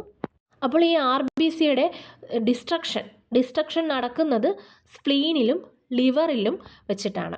അപ്പോൾ RBC പ്രൊഡ്യൂസ് ചെയ്യുന്നത് ബോൺ മാരോയിലും RBCയുടെ ഡിസ്ട്രക്ഷൻ നടക്കുന്നത് സ്പ്ലീനിലും ലിവറിലുമാണ്. അതുകൊണ്ട് തന്നെ സ്പ്ലീനിനെ നമ്മൾ പറയുന്നത് ഗ്രേവിയാർഡ് എന്നാണ്. അതായത് ഗ്രേവിയാർഡ് എന്ന് പറയുമ്പോൾ ശവക്കല്ലറ എന്നൊക്കെ പറയും. അപ്പോൾ ഗ്രേവിയാർഡ് എന്നാണ് പറയുന്നത് സ്പ്ലീനിനെ. അതുപോലെ തന്നെ അപ്പോൾ ഈ ഒരു RBC എന്ന് പറഞ്ഞാൽ RBCക്കകത്ത് ഹീമോഗ്ലോബിൻ ഉണ്ടല്ലേ? അപ്പോൾ ഹീമോഗ്ലോബിൻ RBC ഡിസ്ട്രക്ഷൻ സംഭവിക്കുമ്പോൾ ലൈസിസ് സംഭവിക്കും അവിടെ ചെയ്യുന്നത്. അപ്പോൾ അവിടെ എന്ത് സംഭവിക്കുന്നു? അകത്തുള്ള ഹീമോഗ്ലോബിൻ പുറത്തു വരുന്നു. അപ്പോൾ ഹീമോഗ്ലോബിൻ അയണും ഇതെല്ലാം ഉണ്ടല്ലേ? അപ്പോൾ എന്തിന് വഴിയൊരുക്കുന്നു? പുതിയ RBC ഉണ്ടാകാൻ വേണ്ടിയിട്ട്, റീസൈക്കിളായി പുതിയ RBC ഉണ്ടാകാൻ വേണ്ടിയിട്ട് ഹെൽപ്പ് ചെയ്യുന്നു. ഇത് നോർമലായിട്ട് നമ്മുടെ ശരീരത്തിൽ നടക്കുന്ന 120 ദിവസം കഴിയുമ്പോൾ ഡിസ്ട്രക്ഷൻ സംഭവിച്ച് പിന്നെ അതിൽ നിന്ന് റീസൈക്കിൾ ചെയ്ത് പുതിയ RBC ഉണ്ടാകുന്നുണ്ട്. അതേസമയം ചിലരിൽ RBC ഹീമോലൈസിസ്, അതായത് ഹീമോലൈസിസ് എന്ന് പറഞ്ഞാൽ RBC, ഹീമെന്ന് വെച്ചാൽ ബ്ലഡാണ്. അപ്പോൾ അതിന് ലൈസിസ് സംഭവിക്കുന്ന RBC സ്വയമേ അത് നശിച്ചു പോകും. അതായത് ബ്ലഡ് സ്ട്രീമിൽ തന്നെ ഇരിക്കുമ്പോൾ തന്നെ RBC സ്വയമേ ഡിസ്ട്രക്റ്റ് ആയി പോകും. അപ്പോൾ അത് ചില സിക്കിൾ സെൽ ഡിസീസ്, അതുപോലെ തന്നെ താലസീമിയ, അങ്ങനെയുള്ള പല ഇതിലും RBCക്ക് ഡിസ്ട്രക്ഷൻ സംഭവിക്കുന്നു. അത് ചില ജനറ്റിക്കായിട്ടുള്ള കാരണങ്ങൾ കൊണ്ടൊക്കെ ആയിരിക്കാം അങ്ങനെ വരുന്നത്.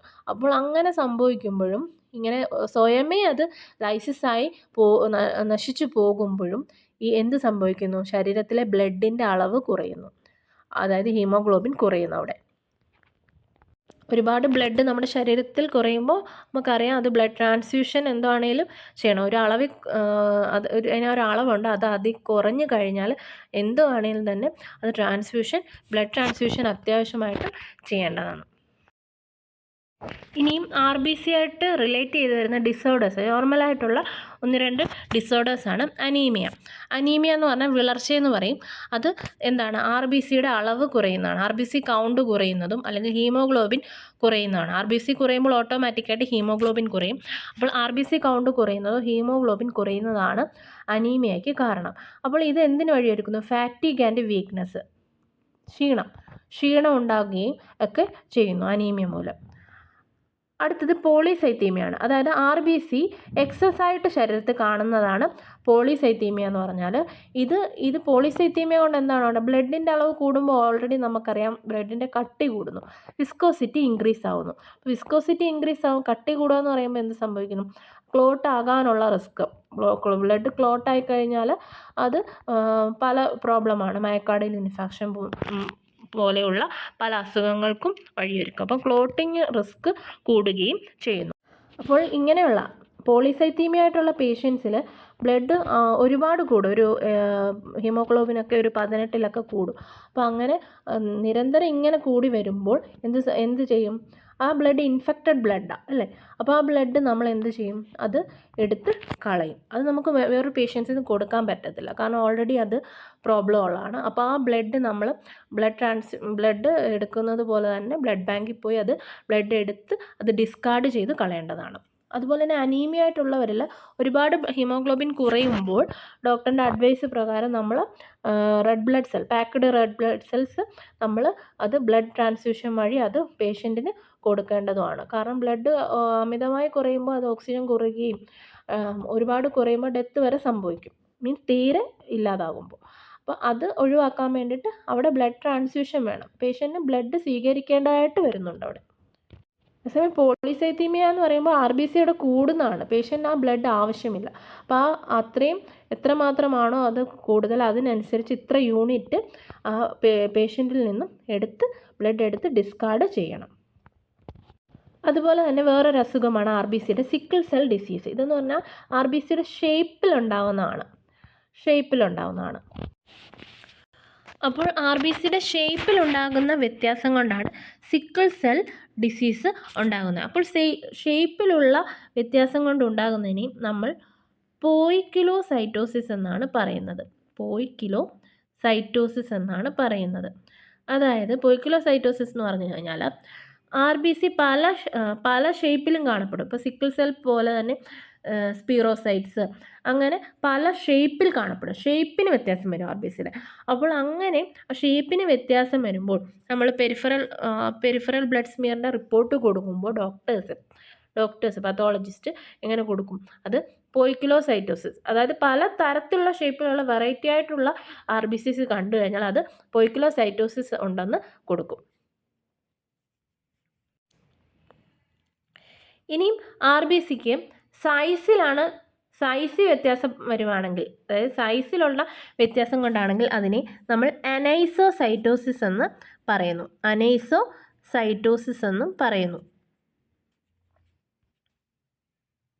അപ്പോൾ ഷേപ്പിലുണ്ടാകുന്നതാണ് പോയിക്കിലോസൈറ്റോസിസ് എന്നും സൈസിലുണ്ടാകുന്നതാണെങ്കിൽ സൈസിലുള്ള വേരിയേഷനെയാണ് പറയുന്നത് കേട്ടോ. സൈസിലാണ് വേരിയേഷൻ ഉണ്ടാകുന്നതെങ്കിൽ അതിനെ അനൈസോസൈറ്റോസിസ് എന്നും പറയുന്നു. അപ്പോൾ സിക്കിൾ സെൽ ഡിസീസ് എന്ന് പറയുന്നത് ഷേപ്പിലുണ്ടാകുന്ന വ്യത്യാസമാണ് അല്ലേ. അപ്പോൾ അത് പോയിക്കിലോസൈറ്റോസിസ് ആണ്. അപ്പോൾ ഇതുമൂലം എന്തുണ്ടാകുന്നു? ബ്ലഡ് വെസൽസിന് ബ്ലോക്കേജ് ആണ് ഉണ്ടാകുന്നത്. അതായത് സിക്കിൾ എന്ന് പറയുമ്പോൾ അരിവാളിൻ്റെ ഷേപ്പ് പോലെ RBC കാണപ്പെടും. സിക്കിൾ ഷേപ്പിൽ അരിവാളിൻ്റെ ഷേപ്പ് പോലെ RBC കാണപ്പെടും. അപ്പോൾ സിക്കിൾ ഷേപ്പിൽ RBC കാണുന്നതെന്ന് പറഞ്ഞു കഴിഞ്ഞാൽ പോയിക്കിലോസൈറ്റോസിന് എക്സാമ്പിളാണ്. ഇത് ബ്ലഡ് വെസൽസിന് ബ്ലോക്കേജ് ഉണ്ടാക്കും. എങ്ങനെയാണ് ബ്ലഡ് വെസൽസിന് ബ്ലോക്കേജ് ഉണ്ടാകുന്നത്? നോർമലായിട്ടുള്ള RBCയുടെ ഷേപ്പ് ബൈകോൺകേവ് ഷേപ്പ് അല്ലേ. അപ്പോൾ ആ ഒരു ഷേപ്പ് ഉള്ളത് കൊണ്ട് തന്നെ ബ്ലഡ് വെസൽസിൽ കൂടെ സ്മൂത്തായിട്ട് ഇതിന് പോരും അല്ലേ. ഫ്ലെക്സിബിൾ മെംബ്രെയിൻ ആണ്, അപ്പം സ്മൂത്തായിട്ട് ഇത് പോരും. അതേസമയം സിക്കിൾ സെൽ ഡിസീസ് ഉണ്ടാകുമ്പോൾ അവിടെ സിക്കിൾ ഷേപ്പാണ് RBCക്ക് ഉണ്ടാകുന്നത്. അപ്പോൾ എന്ത് സംഭവിക്കും?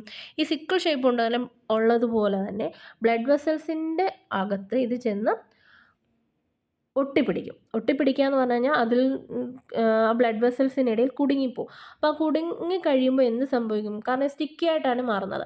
അപ്പോൾ കുടുങ്ങി കഴിയുമ്പോൾ ആ ബ്ലഡ് വെസൽസിന് അവിടെ ഡാമേജാണ് ഉണ്ടാകുന്നത്. അപ്പോൾ ഏത് ഓർഗൻ ആണോ അത് അവിടെ ചെല്ലുന്ന ആ ഓർഗന് കുഴപ്പമുണ്ടാകുകയും ഇതുമൂലം RBCക്കാണെങ്കിലും അങ്ങനെ വന്നിട്ട് ഓർഗനിൽ കുഴപ്പമുണ്ടാകുകയും പിന്നീട് ഇത് അനീമിയാകുകയും ചെയ്യും. ലൈസിസ് സംഭവിച്ച് അനീമിയാകുകയും ചെയ്യും.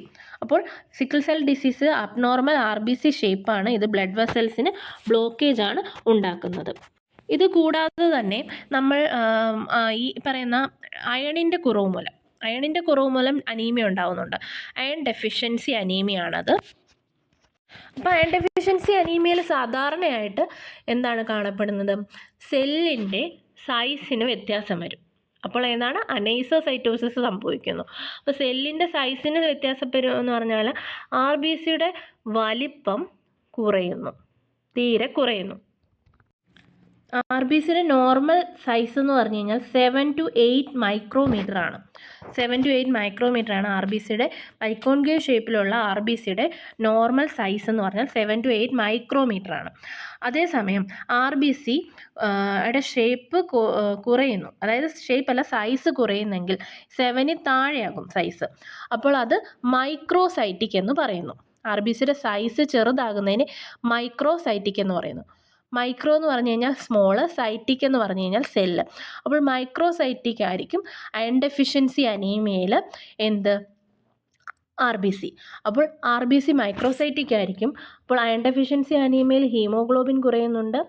അപ്പോൾ ഹീമോഗ്ലോബിൻ കുറയുമ്പോൾ എന്താണ് സംഭവിക്കുന്നത്? ബ്ലഡിൻ്റെ കളറ് കുറയുന്നു. അപ്പോൾ അയൺ ഡെഫിഷ്യൻസി അനീമിയയിൽ ബ്ലഡിൻ്റെ കളറ് കുറയുന്നു, അതുപോലെ തന്നെ സൈസ് കുറയുന്നു. അപ്പോൾ സൈസ് കുറയുന്നതിന് മൈക്രോസൈറ്റിക് എന്ന് പറയും അല്ലേ. അതുപോലെ തന്നെ ബ്ലഡിൻ്റെ കളറ് കുറയുന്നതിന് നമ്മൾ ഹൈപ്പോക്രോമിക് എന്ന് പറയുന്നു. ഹൈപ്പോക്രോമിക്, അതായത് ക്രോമിക് എന്ന് വെച്ചാൽ കളർ എന്നാണ് അർത്ഥം. ഹൈപ്പോ എന്ന് വെച്ചാൽ ഡിക്രീസ് ചെയ്യുക എന്നാണ് അർത്ഥം. ഹൈപ്പോ, അപ്പോൾ ആ കളർ കുറയുന്നതിനെ ഹൈപ്പോക്രോമിക് എന്ന് പറയുന്നു. അപ്പോൾ അയൺ ഡെഫിഷ്യൻസി അനീമിയയിൽ ബ്ലഡിൻ്റെ കളറ് കുറയുകയും അതുപോലെ തന്നെ അതുപോലെ തന്നെ സൈസ് ചെറുതാകുകയും ചെയ്യുന്നു. അപ്പോൾ മൈക്രോസൈറ്റിക് ഹൈപ്പോക്രോമിക് ആയിട്ടുള്ള അപ്പിയറൻസ് ആയിരിക്കും അയൺ ഡെഫിഷ്യൻസി അനീമിയയിൽ ബ്ലഡ് സ്മിയർ എടുത്ത് നോക്കുമ്പോൾ ആർ ബി സിയുടെ ആ ഒരു മോർഫോളജിയിൽ ഉണ്ടാകുന്നത്. മോർഫോളജി എന്ന് പറഞ്ഞാൽ സൈസിലും ഷേപ്പിലും ഒക്കെ ഉള്ള ഇതിനെയാണ് നമ്മൾ മോർഫോളജി എന്ന് പറയുന്നത്. അപ്പോൾ അതിൻ്റെ സൈസ് എന്ന് പറഞ്ഞാൽ മൈക്രോസൈറ്റിക് ആയിരിക്കും. അതുപോലെ തന്നെ കളറ് കാണുകയും ഇല്ല. അതിൻ്റെ സെൻട്രൽ പാളർ എന്ന് പറഞ്ഞാൽ സെൻട്രലിലുള്ള ആർ ബി സിയുടെ സെൻറ്ററിൽ ഇവിടെ കളറ് കുറവായിരിക്കും. അതാണ് ഹൈപ്പോക്രോമിക് എന്ന് പറയുന്നത്. അതേസമയം ഹൈപ്പർ ക്രോമിക് എന്ന് പറഞ്ഞു കഴിഞ്ഞാൽ ആർ ബി സിയുടെ കളർ കൂടുന്നതിനെയാണ് ഹൈപ്പർ ക്രോമിക് എന്ന് പറയുന്നത്. അപ്പോൾ ഹൈപ്പർ ക്രോമിക് കളർ കൂടുന്നു. അതുപോലെ തന്നെ മാക്രോസൈറ്റിക് ഉണ്ട്. മാക്രോ എന്ന് പറഞ്ഞു കഴിഞ്ഞാൽ വലിയ സൈസ് ഉള്ളത്. അപ്പോൾ മാക്രോസൈറ്റിക് എന്ന് പറഞ്ഞു കഴിഞ്ഞാൽ സൈസ്, അതായത് 7 to 8 മൈക്രോമീറ്ററാണ് ആർ ബി സിയുടെ സൈസ് എന്ന് പറഞ്ഞു. അതിനേക്കാൾ കൂടുന്നതിനെ മാക്രോസൈറ്റിക് എന്ന് പറയുന്നു. അത് നമ്മുടെ മെഗാലോബ്ലാസ്റ്റിക് അനീമിയ എന്ന് പറഞ്ഞാൽ ഒരു അനീമിയാണ്. അയൺ ഡെഫിഷ്യൻസി അനീമിയ അയൺ കുറഞ്ഞുണ്ടാകുന്നതാണ്. അയൺ ഡെഫിഷ്യൻസിയാണ് ഉണ്ടാകുന്നത്. മെഗാലോബ്ലാസ്റ്റിക് അനീമിയയിൽ വൈറ്റമിൻ B12 ഡെഫിഷ്യൻസി മൂലമാണ് ഉണ്ടാകുന്നത്. അവിടെ ആർ ബി സിയുടെ സൈസ് വലുതായിരിക്കും. അപ്പോൾ അതിനെ മാക്രോസൈറ്റിക് എന്ന് പറയുന്നു. അപ്പോൾ അത് ഒരുപാട് കാര്യങ്ങൾ നമ്മൾക്ക് ആർ ബി സിയുടെ ഷേപ്പും സൈസും വേരിയേഷനും അതുപോലെ തന്നെ പലതരത്തിലുള്ള ആർ ബി സി റിലേറ്റഡ് ആയിട്ടുള്ള പലതരം ഡിസോർഡേഴ്സും ഇതെല്ലാം തന്നെ ഒരുപാട് കാര്യങ്ങൾ നമുക്ക് ഡീറ്റെയിൽഡ് ആയിട്ട് പഠിക്കാനുണ്ട്. ഈ ഒരു വീഡിയോ കൊണ്ടൊന്നും അത് പറ്റത്തില്ല പറഞ്ഞു തീർക്കാൻ. അപ്പോൾ അതെല്ലാം വേറൊരു വീഡിയോ ഇൻക്ലൂഡ് ചെയ്ത് പറയുന്നതായിരിക്കും. അടുത്ത സെല്ലാണ് വൈറ്റ് ബ്ലഡ് സെൽ അഥവാ ലൂക്കോസൈറ്റ് എന്ന് പറയുന്നത്. അപ്പോൾ നമ്മുടെ ഫോമഡ് എലമെൻറ്റ്സിൽ റെഡ് ബ്ലഡ് സെൽസിൻ്റെ കാര്യം പറഞ്ഞു. അതുപോലെ തന്നെ അടുത്ത സെല്ലാണ് വൈറ്റ് ബ്ലഡ് സെൽസിനെ ലൂക്കോസൈറ്റ് എന്ന് പറയുന്നു. ലൂക്കോസൈറ്റ് എന്ന് പറഞ്ഞാൽ വൈറ്റ് എന്നാണ്, ലൂക്ക് എന്ന് വെച്ചാൽ സൈറ്റ് എന്ന് വെച്ച് കഴിഞ്ഞാൽ സെല്ലെന്നുമാണ്. അപ്പോൾ വൈറ്റ് ബ്ലഡ് സെൽസ് എന്താണ് ഹെൽപ്പ് ചെയ്യുന്നത്? ഇമ്മ്യൂണിറ്റി പ്രൊവൈഡ് ചെയ്യുകയാണ് പ്രധാനമായിട്ടും ചെയ്യുന്നത്. നമ്മുടെ ശരീരത്തിൽ പ്രതിരോധം നിലനിർത്തുന്നത് വൈറ്റ് ബ്ലഡ് സെൽസ് ആണ്. അതായത് ഏതെങ്കിലും തരത്തിൽ ഇൻഫെക്ഷൻ നമ്മുടെ ശരീരത്തിലോട്ട് കടക്കുമ്പോൾ, ബാക്ടീരിയയോ അല്ലെങ്കിൽ ഏതെങ്കിലും തരത്തിലുള്ള ഫോറിൻ മെറ്റീരിയൽ നമ്മുടെ ശരീരത്തിലോട്ട് കടക്കുമ്പോൾ എന്ത് ചെയ്യുന്നു? ഒന്നെങ്കിൽ ആ ഒരു ഫോറിൻ മെറ്റീരിയലിനെ ഈ WBC എന്ന് പറഞ്ഞ സെല്ല് എന്ത് ചെയ്യുന്നു? വിഴുങ്ങി അങ്ങ് നശിപ്പിക്കും. അങ്ങനെ നമ്മുടെ ഇൻഫെക്ഷനെതിരെ ഡിഫെൻഡ് ചെയ്ത് നിൽക്കുന്നതാണ് വൈറ്റ് ബ്ലഡ് സെൽസ് അഥവാ ലൂക്കോസൈറ്റ് ചെയ്യുന്നത്. അങ്ങനെ ഇമ്മ്യൂണിറ്റി പ്രൊവൈഡ് ചെയ്യുന്ന സെല്ലാണ് ഈ വൈറ്റ് ബ്ലഡ് സെൽ എന്ന് പറയുന്നത്. അതുപോലെ തന്നെ നമ്മുടെ ബ്ലഡിൽ 1% ഈ വൈറ്റ് ബ്ലഡ് സെൽസ് കാണുന്നത് എങ്കിൽ തന്നെയും നമ്മുടെ ബോഡിയെ പ്രൊട്ടക്റ്റ് ചെയ്ത് നിർത്തുന്നതിൽ ഒരു പ്രധാന പങ്ക് വഹിക്കുന്ന ഒരു സെല്ലാണ് വൈറ്റ് ബ്ലഡ് സെൽ എന്ന് പറയുന്നത്. ഇനി വൈറ്റ് ബ്ലഡ് സെൽസിൻ്റെ സ്ട്രക്ചർ നോക്കാം. നമ്മൾക്ക് ആർ ബി സി എടുക്കുകയാണ്. ആർ ബി സിയുടെ സൈസ് 7 to 8 മൈക്രോമീറ്റർ ആണ്. അതേസമയം ഈ ആർ ബി സിയുടെ കാട്ടിലും സൈസ് കൂടുതലായിട്ടുള്ളതാണ് ഈ WBC എന്ന് പറയുന്നത്. അതുപോലെ തന്നെ ഈ WBCക്ക് ന്യൂക്ലിയസ് ഉണ്ട്. ആർ ബി സിയിൽ നിന്നുള്ളൊരു വ്യത്യാസം എന്ന് പറഞ്ഞു കഴിഞ്ഞാൽ WBCക്ക് ന്യൂക്ലിയസ് ഉണ്ട്, ആർ ബി സിക്ക് ന്യൂക്ലിയസ് ഇല്ല. R B C non nucleated ആണ്, ന്യൂക്ലിയസ് ഇല്ല. WBCക്ക് പക്ഷേ ന്യൂക്ലിയസ് ഉണ്ട്. അതുപോലെ തന്നെ ഇത് ഈസി ആയിട്ട് ബ്ലഡ് വെസൽസിലോട്ട് മൂവ് ചെയ്തു പോകുന്നു ഇൻഡിപെൻഡൻ്റ്ലി. അത് ഇൻഫെക്ഷനെതിരെ ഫൈറ്റ് ചെയ്യുകയും ചെയ്യുന്നു. അത് ഡൈപെഡസിസ് എന്ന് പറഞ്ഞൊരു പ്രോസസ്സാണ്. അതായത് ഫാഗോസൈറ്റോസിസ് എന്നാണ് അർത്ഥം. ഫാഗോസൈറ്റോസിസ് എന്ന് പറഞ്ഞു കഴിഞ്ഞാൽ എന്തെങ്കിലും തരത്തിൽ ഇൻഫെക്ഷൻ വരുമ്പോൾ ഏതാണോ ഇൻഫെക്ഷൻ ഉണ്ടാകുന്ന കാരണമായ ആ ഒരു മെറ്റീരിയൽ അതിനെ അങ്ങ് വിഴുങ്ങി നശിപ്പിക്കുകയാണ് WBC ചെയ്യുന്നത്. ഇനി നമുക്ക് WBCയെ രണ്ടായിട്ട് ഡിവൈഡ് ചെയ്യാം. വൈറ്റ് ബ്ലഡ് സെൽസ് 2 തരത്തിലുണ്ട്, ഗ്രാനുലോസൈറ്റും എഗ്രാനുലോസൈറ്റ്സും. അതിൽ ഗ്രാനുലോസൈറ്റ്സ് എന്ന് പറയുന്നത്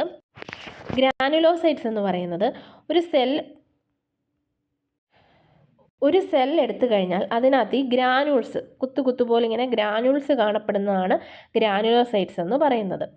അതേസമയം എഗ്രാനുലോസൈറ്റ് എന്ന് അതിനകത്ത് ഗ്രാനുൾസ് ഇല്ലാത്ത എഗ്രാനുലോസൈറ്റ് എന്ന് പറഞ്ഞാൽ ഗ്രാനുൾസ് ഒന്നും തന്നെ ഇല്ലാത്തവയാണ് എഗ്രാനുലോസൈറ്റ് എന്ന് പറയുന്നത്. അപ്പോൾ ഗ്രാനുലോസൈറ്റ് എന്ന് പറയുന്നത് ഈ ഡബ്ല്യു ബി സിയിലെ ഡബ്ല്യു ബി സിയുടെ ഒരു ഇതാണ് ഗ്രാനുലോസൈറ്റ്. അപ്പോൾ ഗ്രാനുലോസൈറ്റ്സ് ഉള്ള സെല്ലുകളെന്ന് പറഞ്ഞു കഴിഞ്ഞാൽ അതിൻ്റെ സൈറ്റോപ്ലാസത്തിൽ ഗ്രാനൂൾസ് കാണപ്പെടുന്നതാണ് ഗ്രാനുലോസൈറ്റ് എന്ന് പറയുന്നത്. അതുപോലെ തന്നെ ഇതിന് മൾട്ടി ലോബ്ഡ് ന്യൂക്ലിയസ് ആയിരിക്കും ഉള്ളത്. മൾട്ടി ലോബ് എന്ന് പറഞ്ഞു കഴിഞ്ഞാൽ ഇങ്ങനെ ഇത് കണ്ടോ, ഇതിനെയാണ് ലോബ്യൂൾസ് എന്ന് പറയുന്നത്. അപ്പോൾ ഇതൊരു ഗ്രാനുലോസൈറ്റിന് എക്സാമ്പിളാണ്. ന്യൂട്രോഫിൽ എന്ന് പറഞ്ഞ ഒരു സെല്ലാണ്. ഇത് ഗ്രാനുലോസൈറ്റിന് എക്സാമ്പിളാണ്. അപ്പോൾ ഇങ്ങനെ ലോബ്യൂള് കാണപ്പെടുന്നതാണ് എന്ത് ചെയ്യുന്നത്, ഡബ്ല്യു ബി സിയിലെ മൾട്ടി ലോബുലേറ്റഡ് എന്ന് പറഞ്ഞു കഴിഞ്ഞാൽ ലോബ്യൂൾസ് കാണപ്പെടുന്നത് ഇങ്ങനെയാണ്. അപ്പോൾ ഇത് ഗ്രാനുലോസൈറ്റിന് എക്സാമ്പിളാണ്. അതുപോലെ തന്നെ ഇതിൻ്റെ സൈറ്റോപ്ലാസത്തിൽ, സെല്ലിൻ്റെ സൈറ്റോപ്ലാസത്തിൽ ഇതുപോലെ തന്നെ ഈ ഗ്രാനുൾസ് കുത്തു പോലെ കാണുന്നുണ്ടല്ലോ. അപ്പോൾ ഗ്രാനുൾസും കാണപ്പെടും. അതുപോലെ തന്നെ മൾട്ടി ലോബുലേറ്റഡ്, മൾട്ടി എന്ന് വെച്ച് കഴിഞ്ഞാൽ ഒന്നിൽ കൂടുതൽ ലോബ്യൂൾസ് ഉള്ള, ലോബ്യൂൾ എന്ന് പറഞ്ഞാൽ ഈ ഷേപ്പിനാണ് ലോബ്യൂൾസ് എന്ന് പറയുന്നത്. അപ്പോൾ ഒന്നിൽ കൂടുതൽ ലോബ്യൂൾസ് ഉള്ളവയും ആയിരിക്കും. അപ്പോൾ ഗ്രാനുലോസൈറ്റ് ചെയ്യുന്ന എന്താണ്, ഇമ്മ്യൂൺ റെസ്പോൺസ്. ഞാൻ പറഞ്ഞല്ലോ, ഇമ്മ്യൂണിറ്റി പ്രൊവൈഡ് ചെയ്യുകയാണ്. അത് ഇൻഫെക്ഷനെതിരെ ഇമ്മ്യൂണിറ്റി പ്രൊവൈഡ് ചെയ്യുകയാണ് ചെയ്യുന്നത്. അപ്പോൾ ഗ്രാനുലോസൈറ്റ് എന്ന് പറഞ്ഞാൽ 3 തരത്തിൽ സെല്ലുകളാണ് അതിൽ ഉള്ളത്. ന്യൂട്രോഫില്ല്, ഈസ്നോഫില്ല്, ബേസോഫില്ല്. അപ്പോൾ ഡബ്ല്യു ബി സിയെ രണ്ടായിട്ട് ഡിവൈഡ് ചെയ്തിട്ടുണ്ട്, ഗ്രാനുലോസൈറ്റ് എന്നും എഗ്രാനുലോസൈറ്റ് എന്നും. അപ്പോൾ ഈ ഗ്രാനുലോസൈറ്റിൻ്റെ പ്രത്യേകത എന്ന് പറഞ്ഞാൽ സൈറ്റോപ്ലാസത്തിൽ ഗ്രാനുൾസ് കാണപ്പെടും. അതുപോലെ തന്നെ ഇതിൻ്റെ ന്യൂക്ലിയസ് എന്ന് പറഞ്ഞാൽ മൾട്ടി ലോബുലേറ്റഡ് ആയിരിക്കും. അതുപോലെ തന്നെ ഈ സെല്ലുകൾ ഇമ്മ്യൂൺ റെസ്പോൺസ് ആണ് പ്രധാനമായിട്ടും, ഇമ്മ്യൂണിറ്റി കൊടുക്കുകയാണ് പ്രധാനമായിട്ടും ചെയ്യുന്നത്. ഗ്രാനുലോസൈറ്റ് വരുന്ന 3 സെല്ലുകളാണ് ന്യൂട്രോഫിൽ, ഈസ്നോഫിൽ, ബേസോഫിൽ. ഇനി അടുത്തത് എഗ് ഗ്രാനുലോസൈറ്റ്. അപ്പോൾ ആ വാക്കിൽ തന്നെ ഉണ്ട്, എ മീൻസ് ആബ്സെൻ്റ് എന്നാണ് അല്ലേ. അപ്പോൾ എഗ് ഗ്രാനുലോസൈറ്റ് എന്ന് പറഞ്ഞു കഴിഞ്ഞാൽ ഗ്രാനുൾസ് ഇല്ലാത്ത, ആബ്സെൻസ് ഓഫ് ഗ്രാനുൾസ് ആണ് ഈ സെല്ലിൽ അല്ലേ. അപ്പോൾ ഡബ്ല്യു ബി സിയിൽ സൈറ്റോപ്ലാസത്തിൽ, ആ സെല്ലിൻ്റെ സൈറ്റോപ്ലാസത്തിൽ ഗ്രാനുൾസ് ഇല്ലാത്ത സെല്ലുകളെയാണ് നമ്മൾ എഗ് ഗ്രാനുലോസൈറ്റ് എന്ന് പറയുന്നത്. അതുപോലെ തന്നെ ഇതിൻ്റെ പ്രത്യേകത എന്താണ്, ഇതിൻ്റെ ന്യൂക്ലിയസിൻ്റെ സിംഗിൾ ലോബാണ്. അതായത് ന്യൂട്രോഫില് കാണിച്ചു, അതായത് ഗ്രാനുലോസൈറ്റിന് എക്സാമ്പിളായ ന്യൂട്രോഫില് കാണിച്ചു. അതെന്താണ്, മൾട്ടി ലോബാണ്, ഒന്നിൽ കൂടുതൽ അല്ല 2ൽ കൂടുതൽ ലോബുകളാണ് അതിനുള്ളത്. പക്ഷേ എഗ് ഗ്രാനുലോസൈറ്റിൻ്റെ പ്രത്യേകത എന്ന് പറഞ്ഞു കഴിഞ്ഞാൽ അതിന് ഒറ്റ ലോബ് മാത്രമേ ഉള്ളൂ. ഇത് കൂടാതെ ഇത് അഡാപ്റ്റീവ് ഇമ്മ്യൂണിറ്റി എന്ന് പറഞ്ഞാൽ ലോങ് ടേം ഇമ്മ്യൂണിറ്റി പ്രൊവൈഡ് ചെയ്യുന്നതാണ് ഈ ഒരു എഗ് ഗ്രാനുലോസൈറ്റിലെ സെല്ലുകൾ ചെയ്യുന്നത്. അതുപോലെ തന്നെ ആൻറ്റിബോഡി പ്രൊഡക്ഷൻ, ആൻറ്റിബോഡി നമുക്കറിയാം ആൻറ്റിജനെതിരായിട്ട് ഉണ്ടാകുന്ന, അതിനെ ഫൈറ്റ് ചെയ്ത് നശിപ്പിക്കാൻ വേണ്ടിയിട്ട് ഉണ്ടാകുന്നതാണ് ആൻറ്റിബോഡി എന്ന് പറഞ്ഞാൽ. അപ്പോൾ ആൻറ്റിബോഡി പ്രൊഡക്ഷൻ ചെയ്യുന്നതും എഗ് ഗ്രാനുലോസൈറ്റിലെ സെല്ലാണ്. അപ്പോൾ എഗ് ഗ്രാനുലോസൈറ്റ് 2 തരമാണ് മെയിനായിട്ടും, ലിംഫോസൈറ്റും മോണോസൈറ്റും. എഗ് ഗ്രാനുലോസൈറ്റിലെ അതായത് ഗ്രാനുൾസ് ഇല്ലാത്ത ഡബ്ല്യു ബി സി സെല്ലുകൾ 2 എണ്ണമാണ്, ലിംഫോസൈറ്റും മോണോസൈറ്റും. ലിംഫോസൈറ്റ് തന്നെ B cell, T cell, N K cell എന്ന് പറഞ്ഞാൽ നാച്ചുറൽ കില്ലർ സെൽ എന്നാണ്. അപ്പോൾ ഇത്രയും സെല്ലുകൾ ലിംഫോസൈറ്റിൽ വരുന്നുണ്ട്. ലിംഫോസൈറ്റ് തന്നെ സ്മോൾ ലിംഫോസൈറ്റും ഉണ്ട്, ചെറിയ ലിംഫോസൈറ്റും ഉണ്ട്, ലാർജ് ലിംഫോസൈറ്റും ഉണ്ട്, വലിയ ലിംഫോസൈറ്റും ഉണ്ട്. അപ്പോൾ ന്യൂട്രോഫിലിനെ പറ്റിയാണ്, അതായത് ഗ്രാനുലോസൈറ്റിലെ ആദ്യത്തെ സെല്ലായ ന്യൂട്രോഫിലിനെ പറ്റിയാണ് പറയുന്നത്. ന്യൂട്രോഫിലുണ്ട്, ഈസ്നോഫിലുണ്ട്, ബേസോഫിലുണ്ട് ഗ്രാനുലോസൈറ്റിൽ. അത് ന്യൂട്രോഫിലിനെ പറ്റി നോക്കാം. ഡബ്ല്യു ബി സിയിൽ ഏറ്റവും കൂടുതലായിട്ട് അബണ്ടൻ്റ് ആയിട്ട് കാണപ്പെടുന്ന സെല്ലാണ് ന്യൂട്രോഫിൽ എന്ന് പറയുന്നത്. അതായത് ടോട്ടൽ ഡബ്ല്യു ബി സിയുടെ ഒരു 50 മുതൽ 70% വരെ ന്യൂട്രോഫില്ലുകളായിരിക്കും. ഇത് കൂടാതെ ഇത് മൾട്ടി ലോബ്ഡ് ന്യൂക്ലിയസ് ആണ്. ഓൾറെഡി ഞാൻ പറഞ്ഞു, ഈ താഴെ കാണിച്ചിരിക്കുന്ന പിക്ചറിലും കാണാം, അത് ബ്ലഡ് സ്മിയറിൻ്റെ പിക്ചറാണ്. അപ്പോൾ ആ താഴെ കാണിച്ചിരിക്കുന്ന പിക്ചറിലും കാണാം, അതിനകത്ത് ലോബ്യൂൾസ് ഒരുപാട് ഉണ്ട്. ഈ പിക്ചറിൽ തന്നെ കാണാം, ഇതിനകത്ത് ലോബ്യൂൾസ് 1 2 3 4 5 ലോബ്യൂൾസ് ഒക്കെ കാണാൻ സാധിക്കും അല്ലേ. അപ്പോൾ 3 അതോ അല്ലെങ്കിൽ 5 കൂടുതലോ ലോബ്യൂൾ ഉള്ളതിനെയാണ് മൾട്ടി ലോബ്ഡ് ന്യൂക്ലിയസ് എന്ന് പറയുന്നത്. അതുപോലെ തന്നെ ഇങ്ങനെ ഇത്രയും ലോബ്യൂൾ ഉള്ളത് കൊണ്ട് തന്നെ ന്യൂട്രോഫിലിന് നമ്മൾ മറ്റൊരു പേരൂടെ പറയും, പോളിമോർഫോ ന്യൂക്ലിയർ ലൂക്കോസൈറ്റ് എന്ന് പറയും. പോളിമോർഫോ ന്യൂക്ലിയർ ലൂക്കോസൈറ്റ്, അതായത് പോളിമോർഫോ ന്യൂക്ലിയർ ലൂക്കോസൈറ്റ് എന്ന് പറയുന്നത്, പോളി എന്ന് വെച്ചാൽ എന്താണ്, ഒന്നിൽ കൂടുതൽ എന്നുള്ള അർത്ഥമാണ് അല്ലേ. മോർഫോ എന്ന് വെച്ച് കഴിഞ്ഞാൽ മോർഫോളജിയാണ്. ന്യൂക്ലിയർ എന്ന് വെച്ചാൽ ന്യൂക്ലിയസ്, അതായത് ഒന്നിൽ കൂടുതൽ ലോബ്യൂൾസ് ഉള്ള സെല്ലാണ് ന്യൂട്രോഫിൽ എന്ന് പറയുന്നത്. അതുകൊണ്ട് തന്നെ അതിന് മറ്റൊരു പേരാണ് പോളിമോർഫോ ന്യൂക്ലിയർ ലൂക്കോസൈറ്റ്, PMN എന്നും പറയും. PMN അല്ലെങ്കിൽ പോളിമോർസ് എന്നൊക്കെ പറയും. അപ്പോൾ പോളിമോർഫോ ന്യൂക്ലിയർ ലൂക്കോസൈറ്റ് ഏതാണെന്ന് ചോദിച്ചു കഴിഞ്ഞാൽ ന്യൂട്രോഫിലാണ്. അത് ഏത് സെല്ലാണെന്ന് ചോദിച്ചാൽ WBC സെല്ലാണ്. അപ്പോൾ ഈ ഒരു ന്യൂട്രോഫിലിന് ഒരു ഡയമീറ്റർ ഉണ്ട്, അതായത് അതിന് സൈസ് ഉണ്ട് അല്ലേ. ഏതൊരു സെല്ലിനകത്താണെങ്കിലും അതിനൊരു ഡയമീറ്റർ ഉണ്ട്. അപ്പോൾ അതിൻ്റെ സൈസ് എന്ന് പറഞ്ഞു കഴിഞ്ഞാൽ 12 മുതൽ 15 മൈക്രോമീറ്ററാണ്. അപ്പം ഞാനത് ഇതിനകത്ത് ഇൻക്ലൂഡ് ചെയ്യാൻ വിട്ടുപോയി. 12 മുതൽ 15 മൈക്രോമീറ്ററാണ് അതിൻ്റെ സൈസ് എന്ന് പറഞ്ഞാൽ. അതേസമയം അത് എത്ര WBCയിൽ എത്ര ശതമാനമുണ്ടെന്ന് ചോദിച്ചു കഴിഞ്ഞാൽ 50 മുതൽ 70% ഉള്ളത്. അതിന് എത്ര ലോബ്യൂൾസ് എന്ന് പറഞ്ഞാൽ 3 to 5 ലോബ്സ് ആണ് ഉള്ളത്. അപ്പോൾ ഒരു 3 മുതൽ 5 ലോബ് വരെയൊക്കെ ഇത് നോർമലാണ്. അതേസമയം ചില കേസിൽ ഈ ലോബ്യൂൾസിൻ്റെ എണ്ണം കൂടി വരും. അത് അബ്നോർമലാണ്. അബ്നോർമൽ കേസുകളിലാണ് അത്. ഒരെണ്ണമൊക്കെ കണ്ടാൽ ഒരു ബ്ലഡ് സ്മിയർ എടുത്തു കഴിഞ്ഞാൽ 1-2 എണ്ണമൊക്കെ കണ്ടു കഴിഞ്ഞാൽ അത് പ്രോബ്ലം ഇല്ല. അതേസമയം ഒരുപാട് ഉണ്ടെങ്കിൽ അത് അബ്നോർമലാണ്. ന്യൂട്രോഫിൽ സാധാരണ നമ്മുടെ ഇപ്പം നമ്മൾ ബ്ലഡ് കൗണ്ട് ചെയ്യുമ്പോഴാണ് നമുക്ക് ഈ ഒരു ന്യൂട്രോഫിലിൻ്റെ അളവൊക്കെ അറിയാൻ പറ്റുന്നത്. ഡിഫറൻഷ്യൽ കൗണ്ട് എന്ന് പറയും. അപ്പം ഈ ഡിഫറൻഷ്യൽ കൗണ്ട് ചെയ്യുമ്പോൾ ഡിഫറൻഷ്യൽ കൗണ്ടിനകത്ത് എല്ലാ WBCയുടെ എല്ലാ സെല്ലുകളെ പറ്റിയും വരും. അതായത് ന്യൂട്രോഫിലിൻ്റെ അളവ് എത്രയെന്ന് വരും, ലിംഫോസൈറ്റ്, അതുപോലെ തന്നെ ഈസ്നോഫില്ല്, ബേസോഫില്ല്, മോണോസൈറ്റ്, ഇങ്ങനെയുള്ള ഗ്രാനുലോസൈറ്റ് ആയിക്കോട്ടെ എല്ലാ തരം സെല്ലുകളുടെയും കൗണ്ട് നമ്മൾ എടുക്കുന്നതാണ് ഡിഫറൻഷ്യൽ കൗണ്ട്. അപ്പോൾ ഡിഫറൻഷ്യൽ കൗണ്ട് ചെയ്യുന്നത്, അതായത് കംപ്ലീറ്റ് ബ്ലഡ് കൗണ്ട് ചെയ്യുമ്പോൾ WBCയുടെ കൗണ്ടിന് വ്യത്യാസം വരുന്നുണ്ടെങ്കിൽ അത് എന്തെങ്കിലും തരത്തിലുള്ള ഇൻഫെക്ഷൻ മൂലമായിരിക്കാം. WBCയുടെ കൗണ്ട് കൂടുന്നുണ്ടെങ്കിൽ അത് ബാക്ടീരിയൽ ഇൻഫെക്ഷനിൽ കൂടാൻ സാധിക്കും. അതുപോലെ തന്നെ ചില കേസുകളിൽ ചില വൈറൽ ഇൻഫെക്ഷനിൽ കൗണ്ട് കുറയും. അപ്പോൾ അത് ഈ WBC കൗണ്ട്, ടോട്ടലുള്ള WBC കൗണ്ട് കൂടുകയും കുറയുകയും ചെയ്യുന്നത് പോലെ തന്നെ ഡിഫറൻഷ്യൽ കൗണ്ട്, അതായത് ഡിഫറൻഷ്യൽ കൗണ്ട് എന്ന് പറയുമ്പോൾ neutrophil, lymphocyte, monocyte, eosinophil, basophil ഇത്രയും സെല്ലുകളുടെയും കൗണ്ടിൽ അങ്ങോട്ടും ഇങ്ങോട്ടും വ്യത്യാസം വരും. പക്ഷേ ഇത്രയും സെല്ലുകളുടെ കൗണ്ടിൽ അങ്ങോട്ടും ഇങ്ങോട്ടും വ്യത്യാസം വന്നാലും ഇത്രയും സെല്ലുകളുടെ ആവറേജ് ഒരു കൗണ്ട് എന്ന് പറഞ്ഞാൽ 100 വേണം. ഡിഫറൻഷ്യൽ കൗണ്ടിൽ ഒരു 100 ആയിരിക്കണം സെല്ലിൻ്റെ മൊത്തത്തിലുള്ള ഒരു കൂട്ടുമ്പോഴുള്ള ഒരു കൗണ്ട് എന്ന് പറഞ്ഞു കഴിഞ്ഞാൽ. പക്ഷേ എണ്ണം എന്ന് പറഞ്ഞു കഴിഞ്ഞാൽ, അതേസമയം ന്യൂട്രോഫിലിൽ കൂടുന്ന കണ്ടീഷൻ എന്ന് പറഞ്ഞു കഴിഞ്ഞാൽ ബാക്ടീരിയൽ ഇൻഫെക്ഷനിലാണ്. സാധാരണ ന്യൂട്രോഫിലിൻ്റെ എണ്ണം 70 കൂടിക്കഴിഞ്ഞാൽ അത് ബാക്ടീരിയൽ ഇൻഫെക്ഷൻ കൊണ്ടാണ് അത് കൂടുതലായിട്ടും ഉണ്ടാകുന്നത്. അപ്പോൾ ഈ ന്യൂട്രോഫിൽ കൂടുക എന്നുള്ളതിന് അർത്ഥം എന്താണ്? ബാക്ടീരിയൽ ഇൻഫെക്ഷനിൽ ന്യൂട്രോഫിൽ കൂടുക. നമ്മളൊരു ബ്ലഡിലെ റിപ്പോർട്ട് എടുക്കുമ്പോൾ ബ്ലഡ് കൗണ്ടിൽ, ഡിഫറൻഷ്യൽ കൗണ്ടിൽ ന്യൂട്രോഫിലിൻ്റെ അളവ് ഒരുപാട് കൂടിയിട്ടുണ്ടെങ്കിൽ നമുക്ക് അത് മനസ്സിലാക്കാം. WBCയുടെ കൗണ്ടും കൂടിയിട്ടുണ്ടെങ്കിൽ നമുക്ക് മനസ്സിലാക്കാം അവിടെ എന്തോ ഇൻഫെക്ഷൻ ഉണ്ട്, അത് ബാക്ടീരിയ മൂലമായിരിക്കാം അല്ലേ. അപ്പോൾ അത് നമുക്ക് ന്യൂട്രോഫിൽ കൂടുന്നത് വഴി മനസ്സിലാക്കാം. അപ്പോൾ എന്താണ് ചെയ്യുന്നത് ന്യൂട്രോഫിൽ ശരിക്കും? ഈ ബാക്ടീരിയ വരുമ്പോൾ അതിനെതിരെ എന്താ ചെയ്യുക? കൂടുതലായിട്ട് ന്യൂട്രോഫിൽ അവിടെ പ്രൊഡ്യൂസ് ചെയ്യുകയാണ് ചെയ്യുന്നത്. എന്തിനാണ് പ്രൊഡ്യൂസ് ചെയ്യുന്നത്? കാരണം ന്യൂട്രോഫിൽ ഈ ബാക്ടീരിയയെ വിഴുങ്ങി നശിപ്പിക്കുന്നു. അപ്പോൾ വിഴുങ്ങി നശിപ്പിക്കുന്നതിന് പറയുന്ന പേരാണ് നമ്മൾ ഫാഗോസൈറ്റോസിസ് എന്ന്, അല്ലേ. ഫാഗോസൈറ്റോസിസ് എന്ന് പറഞ്ഞാൽ എൻഗൾഫ് ആൻഡ് ഡിസ്ട്രോയ് പതോജൻസ് എന്ന് പറഞ്ഞാൽ ബാക്ടീരിയ, വൈറസ് പോലുള്ളവയാണ് പതോജൻസ് എന്ന് പറഞ്ഞാൽ. ഇൻഫെക്ഷൻസ് ആയിട്ടുള്ള എന്തണുക്കളാണോ അതിനെ നമ്മൾ പതോജൻ എന്നാണ് പറയുന്നത്, അല്ലേ. അപ്പോൾ അതിനെ വിഴുങ്ങുകയും അതിനെ നശിപ്പിക്കുകയും ചെയ്യുന്നതാണ് എന്ത് ചെയ്യുന്നത്? ന്യൂട്രോഫിൽ ചെയ്യുന്നത്.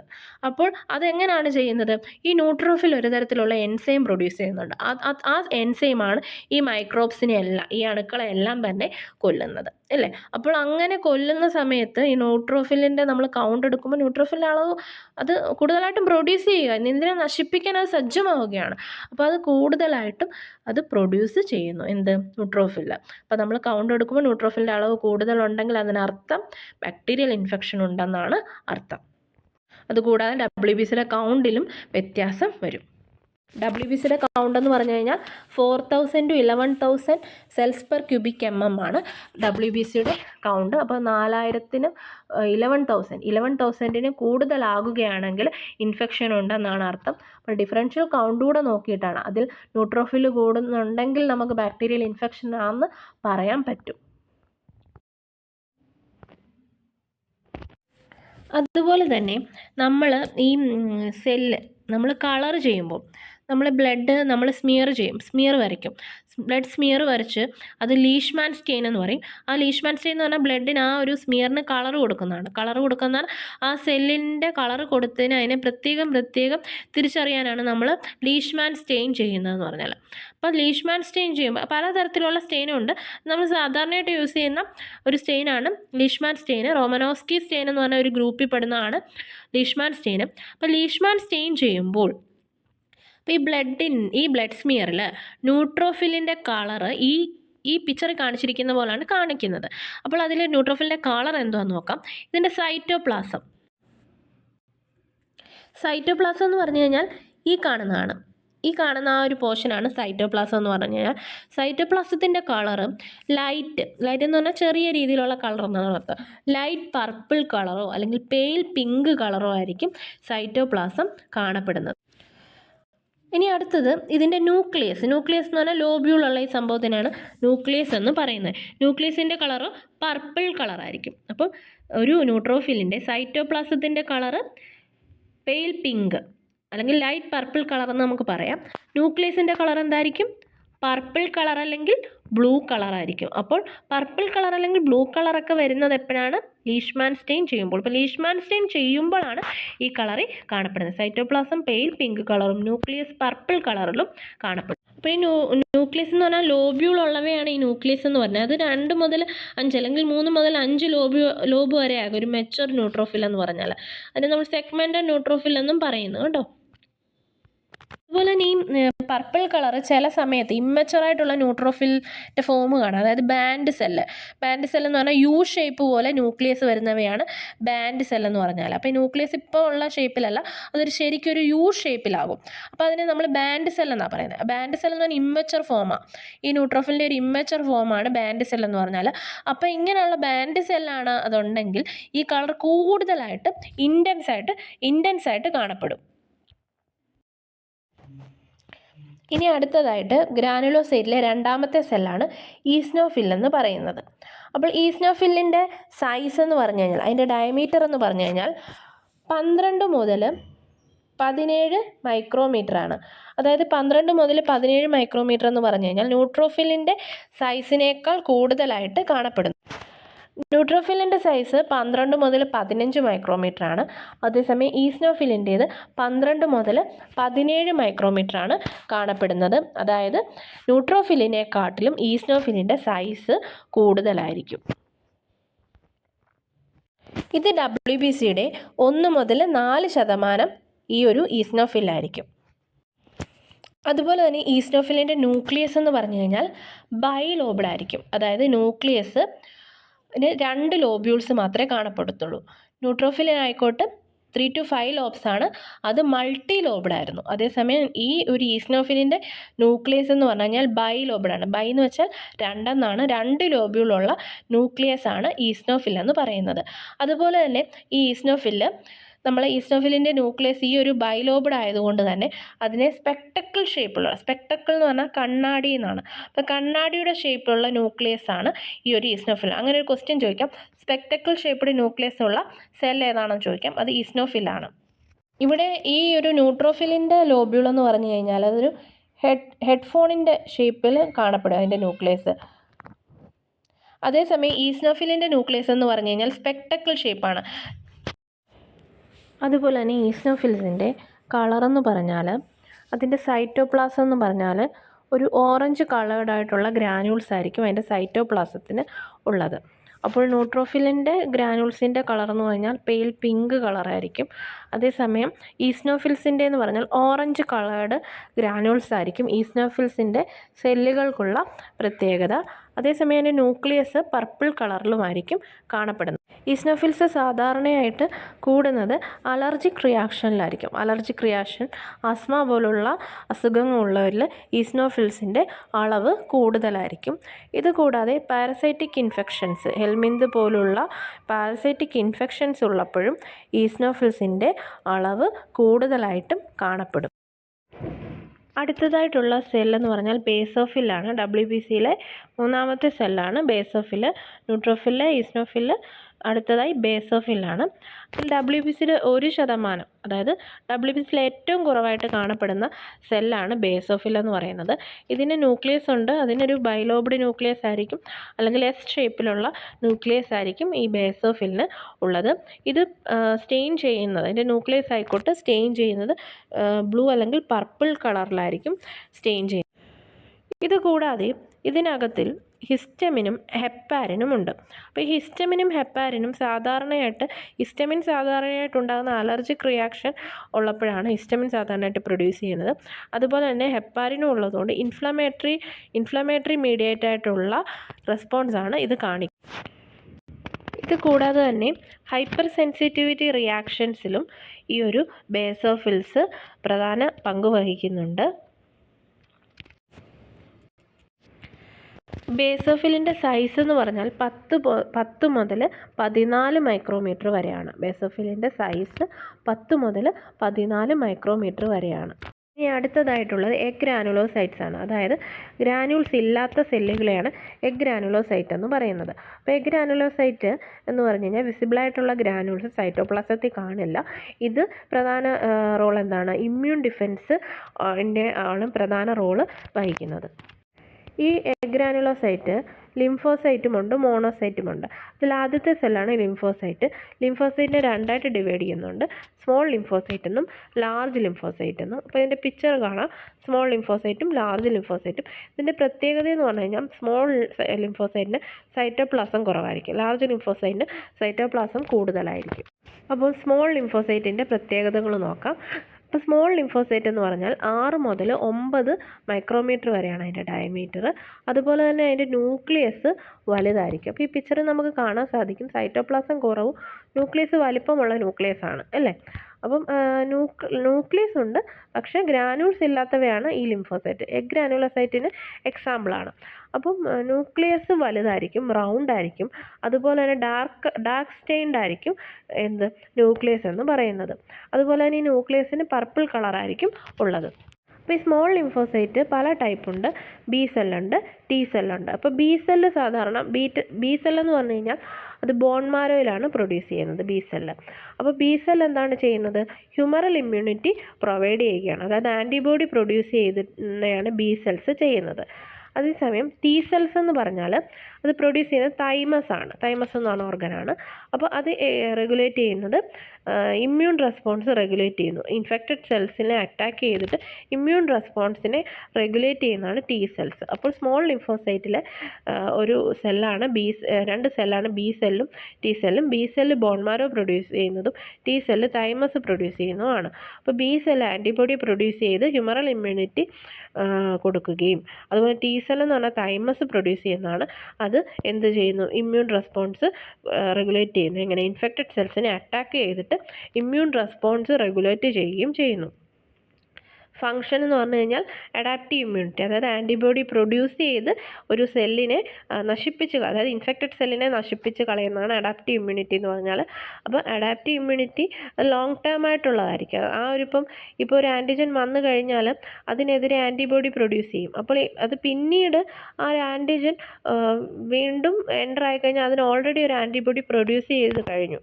അപ്പോൾ അങ്ങനെയുള്ള ഒരു ലോങ് ടേം ആയിട്ട് ഒരു ഇൻഫെക്ഷൻ വന്നാൽ അതിനൊരു എതിരെയുള്ള ഒരാൾ അവിടെ ഉണ്ട്. അപ്പോൾ ലോങ് ടേം ആയിട്ടൊരു ഇമ്മ്യൂണിറ്റി കൊടുക്കുന്നതിനെയാണ് അഡാപ്റ്റീവ് ഇമ്മ്യൂണിറ്റി എന്ന് പറയുന്നത്.